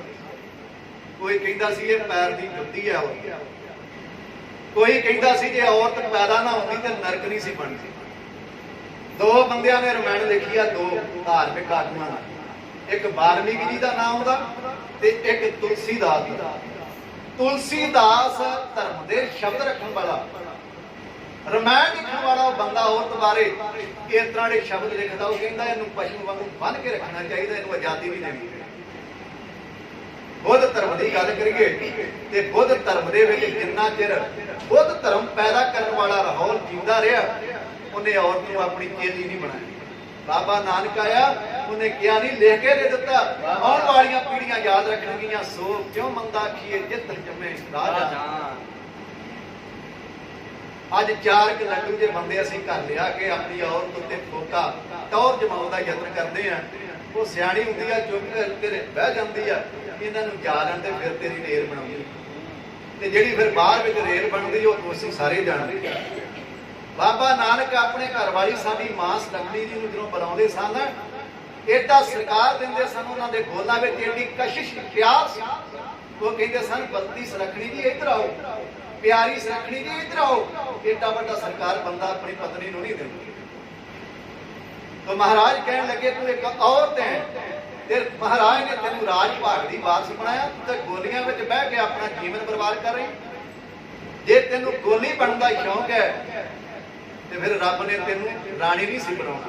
ਰੱਬ ਨੇ ਤੈਨੂੰ ਬਹੁਤ ਵੱਡਾ ਭਾਗ ਲਾਇਆ। ਜਿਹੜਾ ਬੰਦਾ ਆਪਣੇ ਅਹੁਦੇ ਦੀ ਅਹਿਮੀਅਤ ਕਦਰ ਨੂੰ ਨਹੀਂ ਜਾਣਦਾ, ਉਹ ਅਹੁਦੇਦਾਰ ਨਹੀਂ ਖਵਾ ਸਕਦਾ। तो ਜਦੋਂ ਇਹ ਪਿਆਰੇ ਸ਼ਬਦ ਰਾਣੀ ਪੁਸ਼ਪਾ ਦੇ ਕੰਨਾਂ ਵਿੱਚ ਪਏ ਫਿਰ ਝੁਕ ਗਈ ਮਹਾਰਾਜ ਦੇ ਚਰਨਾਂ ਵਿੱਚ। ਜਿਹੜਾ ਝੁਕ ਗਿਆ ਉਹਨੂੰ ਰੱਬ ਨੇ ਇੰਨਾ ਉੱਚਾ ਕਰ ਦਿੱਤਾ, ਇਸ ਘਰ ਨੇ ਦੁਨੀਆ ਦੀ ਕੋਈ ਤਾਕਤ ਉਹਨੂੰ ਮੁੜ ਕੇ ਨੀਵਾਂ ਨਹੀਂ ਕਰ ਸਕਦੀ। ਟਾਈਮ ਜਿਹੜਾ ਦਿੱਤਾ ਹੋਇਆ ਪ੍ਰਬੰਧਕਾਂ ਵੱਲੋਂ ਹੋ ਚੁੱਕਾ ਹੈ। ਇਹ ਮੈਟਰ ਜਿਹੜਾ ਘੱਟੋ ਘੱਟ 2 ਘੰਟੇ ਟਾਈਮ ਹੋਵੇ ਤੇ ਫਿਰ ਵਿਸਥਾਰ ਦੇ ਨਾਲ ਕਿਹਾ ਜਾ ਸਕਦਾ ਹੈ। ਅੱਗੇ ਕੀ ਹੋਇਆ, ਜੇ ਤੁਹਾਡੀ ਜਾਤ ਹੋਵੇ ਤੇ 5-7 ਮਿੰਟਾਂ ਵਿੱਚ ਮੈਂ ਇਹਦਾ ਰਿਜ਼ਲਟ ਕੱਢ ਦਿੰਦਾ, ਤੇ ਜੇ ਤੁਹਾਡੀ ਜਾਤ ਸਮਾਪਤੀ ਆਪਾਂ ਕਰਨੀ ਹੈ ਤੇ ਤੁਸੀਂ ਇਸ਼ਾਰਾ ਕਰਦੇ ਹੋ ਮੈਂ ਇੱਥੇ ਸਮਾਪਤੀ ਕਰਾਂ। ਹੁਕਮ ਹੋਇਆ ਵੀਰਾਂ ਵੱਲੋਂ।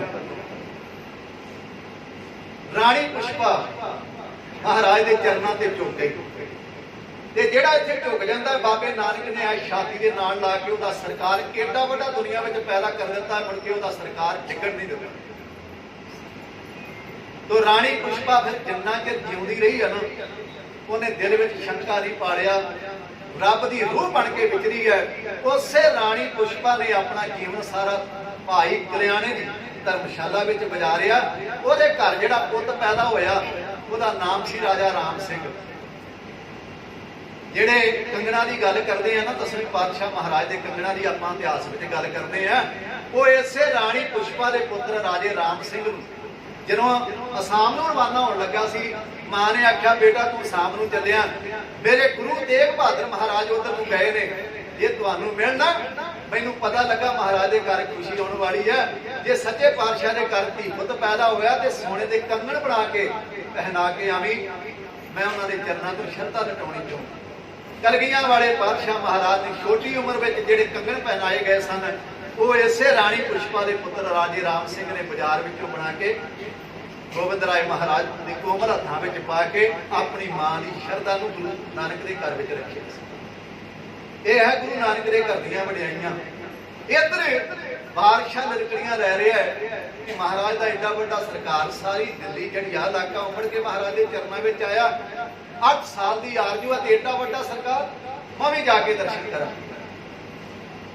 ਪਰ ਮਹਾਰਾਜ ਨੇ ਹੁਕਮ ਕਰ ਦਿੱਤਾ ਵੀ ਅਸੀਂ ਜਿਉਂਦੇ ਜੀ ਤੇਰੇ ਮੱਥੇ ਨਹੀਂ ਲੱਗਣਾ। ਮਹਾਰਾਜ ਜਿਸ ਕਮਰੇ ਵਿੱਚ ਬੈਠੇ ਸਨ ਦਰਵਾਜ਼ਾ ਅੰਦਰੋਂ ਮਾਰ ਲਿਆ। ਬਾਦਸ਼ਾਹ ਖਫਾ ਹੋਇਆ, ਪਰ ਰਾਜੇ ਜੈ ਸਿੰਘ ਨੇ ਪਿਆਰ ਦੇ ਨਾਲ ਇਹਨੂੰ ਸਮਝਾਉਣ ਦਾ ਯਤਨ ਕੀਤਾ। ਬਾਦਸ਼ਾਹ ਇੱਥੇ ਬਾਦਸ਼ਾਹੀ ਦਾ ਟੋਰ ਨਹੀਂ ਚੱਲਣਾ, ਇੱਥੇ ਦੇ ਸ਼ਰਧਾ ਨੂੰ ਫਲ ਲੱਗਦੇ ਨੇ, ਅਕਲਾਂ ਨੂੰ ਫਲ ਲੱਗਦੇ ਨੇ। ਮਹਾਰਾਜ ਦੇ ਬਚਨ ਨੇ ਅਕਲੀ ਸਾਹਿਬ ਸੇਵੀ ਅਕਲੀ ਪਾਈਏ ਮਾਨ, ਅਕਲੀ ਪੜ ਕੇ ਬੁੱਝੀ ਅਕਲੀ ਕੀਤੇ ਦਾਨ, ਜੀ ਸ਼ਰਧਾ ਨਾ ਜਾਵੇਗਾ ਤੇ ਹੋ ਸਕਦਾ ਤੇਰਾ ਪਾਰ ਉਤਾਰਾ ਹੋ ਜਾਏ। ਮਹਾਰਾਜ ਨੇ ਆਪਣੇ ਪਿਤਾ ਦਾ ਹੁਕਮ ਟਾਲਣਾ ਨਹੀਂ। ਇਹ ਬਾਬਾ ਰਾਮ ਰਾਏ ਨਹੀਂਗਾ ਜਿਹੜਾ ਤੇਰੇ ਛੜਾਵੇ ਵਿੱਚ ਆਊਗਾ, ਤੇਰੇ ਮੱਥੇ ਨਹੀਂ ਲੱਗਣਾ। ਫਿਰ ਇਤਿਹਾਸ ਦੇ ਪੰਨੇ ਦਰਸਾਉਂਦੇ ਨੇ ਵੀ ਬਾਦਸ਼ਾਹ ਨੇ ਆਪਣੇ ਪੁੱਤਰ ਨੂੰ ਮਹਾਰਾਜ ਦੇ ਚਰਨਾਂ ਵਿੱਚ ਭੇਜਿਆ। ਉਹਨੇ ਆਣ ਕੇ ਮਹਾਰਾਜ ਨੂੰ ਨਮਸਕਾਰ ਕੀਤੀ ਤੇ ਸੱਚੇ ਪਾਤਸ਼ਾਹ ਨੇ ਬਹੁਤ ਵੱਡਾ ਸਰਕਾਰ ਦੇ ਕੇ ਪਾਈ। ਬਾਦਸ਼ਾਹ ਲਲਕੜੀਆਂ ਲੈਂਦਾ ਰਿਹਾ ਪਰ ਮਹਾਰਾਜ ਉਹਦੇ ਮੱਥੇ ਨਹੀਂ ਲੱਗੇ ਜੀ। ਇੱਧਰ ਇਹਨਾਂ ਦਿਨਾਂ ਦੇ ਅੰਦਰ ਦਿੱਲੀ ਦੀ ਧਰਤੀ ਉੱਤੇ ਚੇਚਕ ਦੀ ਬਿਮਾਰੀ ਨੇ ਕਰ ਦਿੱਤਾ। ਲੋਕ ਇਸ ਬਿਮਾਰੀ ਦੇ ਨਾਲ ਤੜਫ ਰਹੇ ਸਨ। ਮਹਾਰਾਜ ਦੀ ਆਰਜ਼ੂ 8 ਸਾਲ ਦੀ ਹੈ, ਆਪਣੀ ਗੋਦੀ ਵਿੱਚ ਰੋਗੀਆਂ ਨੂੰ ਲੈ ਕੇ, ਜਿਨ੍ਹਾਂ ਦੇ ਕੋਈ ਲਾਗੇ ਜਾਣ ਵਾਸਤੇ ਤਿਆਰ ਨਹੀਂ ਸੀ। ਚੇਚਕ ਦੀ ਬਿਮਾਰੀ ਜਿਹਨੂੰ ਲੱਗ ਜਾਂਦੀ ਹੈ, ਘਰ ਵਾਲੇ ਵੀ ਪਰੇਸ਼ਾਨ ਹੋ ਜਾਂਦੇ ਨੇ, ਇਹਦੀ ਬਦਸੂਰਤ ਬੰਦੇ ਦੀ ਹੋ ਜਾਂਦੀ ਹੈ। ਉਸ ਬਿਮਾਰੀ ਦੇ ਸ਼ਿਕਾਰ ਲੋਕਾਂ ਨੂੰ 8ਵੇਂ ਪਾਤਸ਼ਾਹ ਮਹਾਰਾਜ ਛੋਟੀ ਉਮਰ ਵਿੱਚ ਆਪਣੀ ਗੋਦੀ ਵਿੱਚ ਲੈ ਕੇ ਉਹਨਾਂ ਦੇ ਜ਼ਖਮ ਸਾਫ਼ ਕਰਦੇ ਸਨ।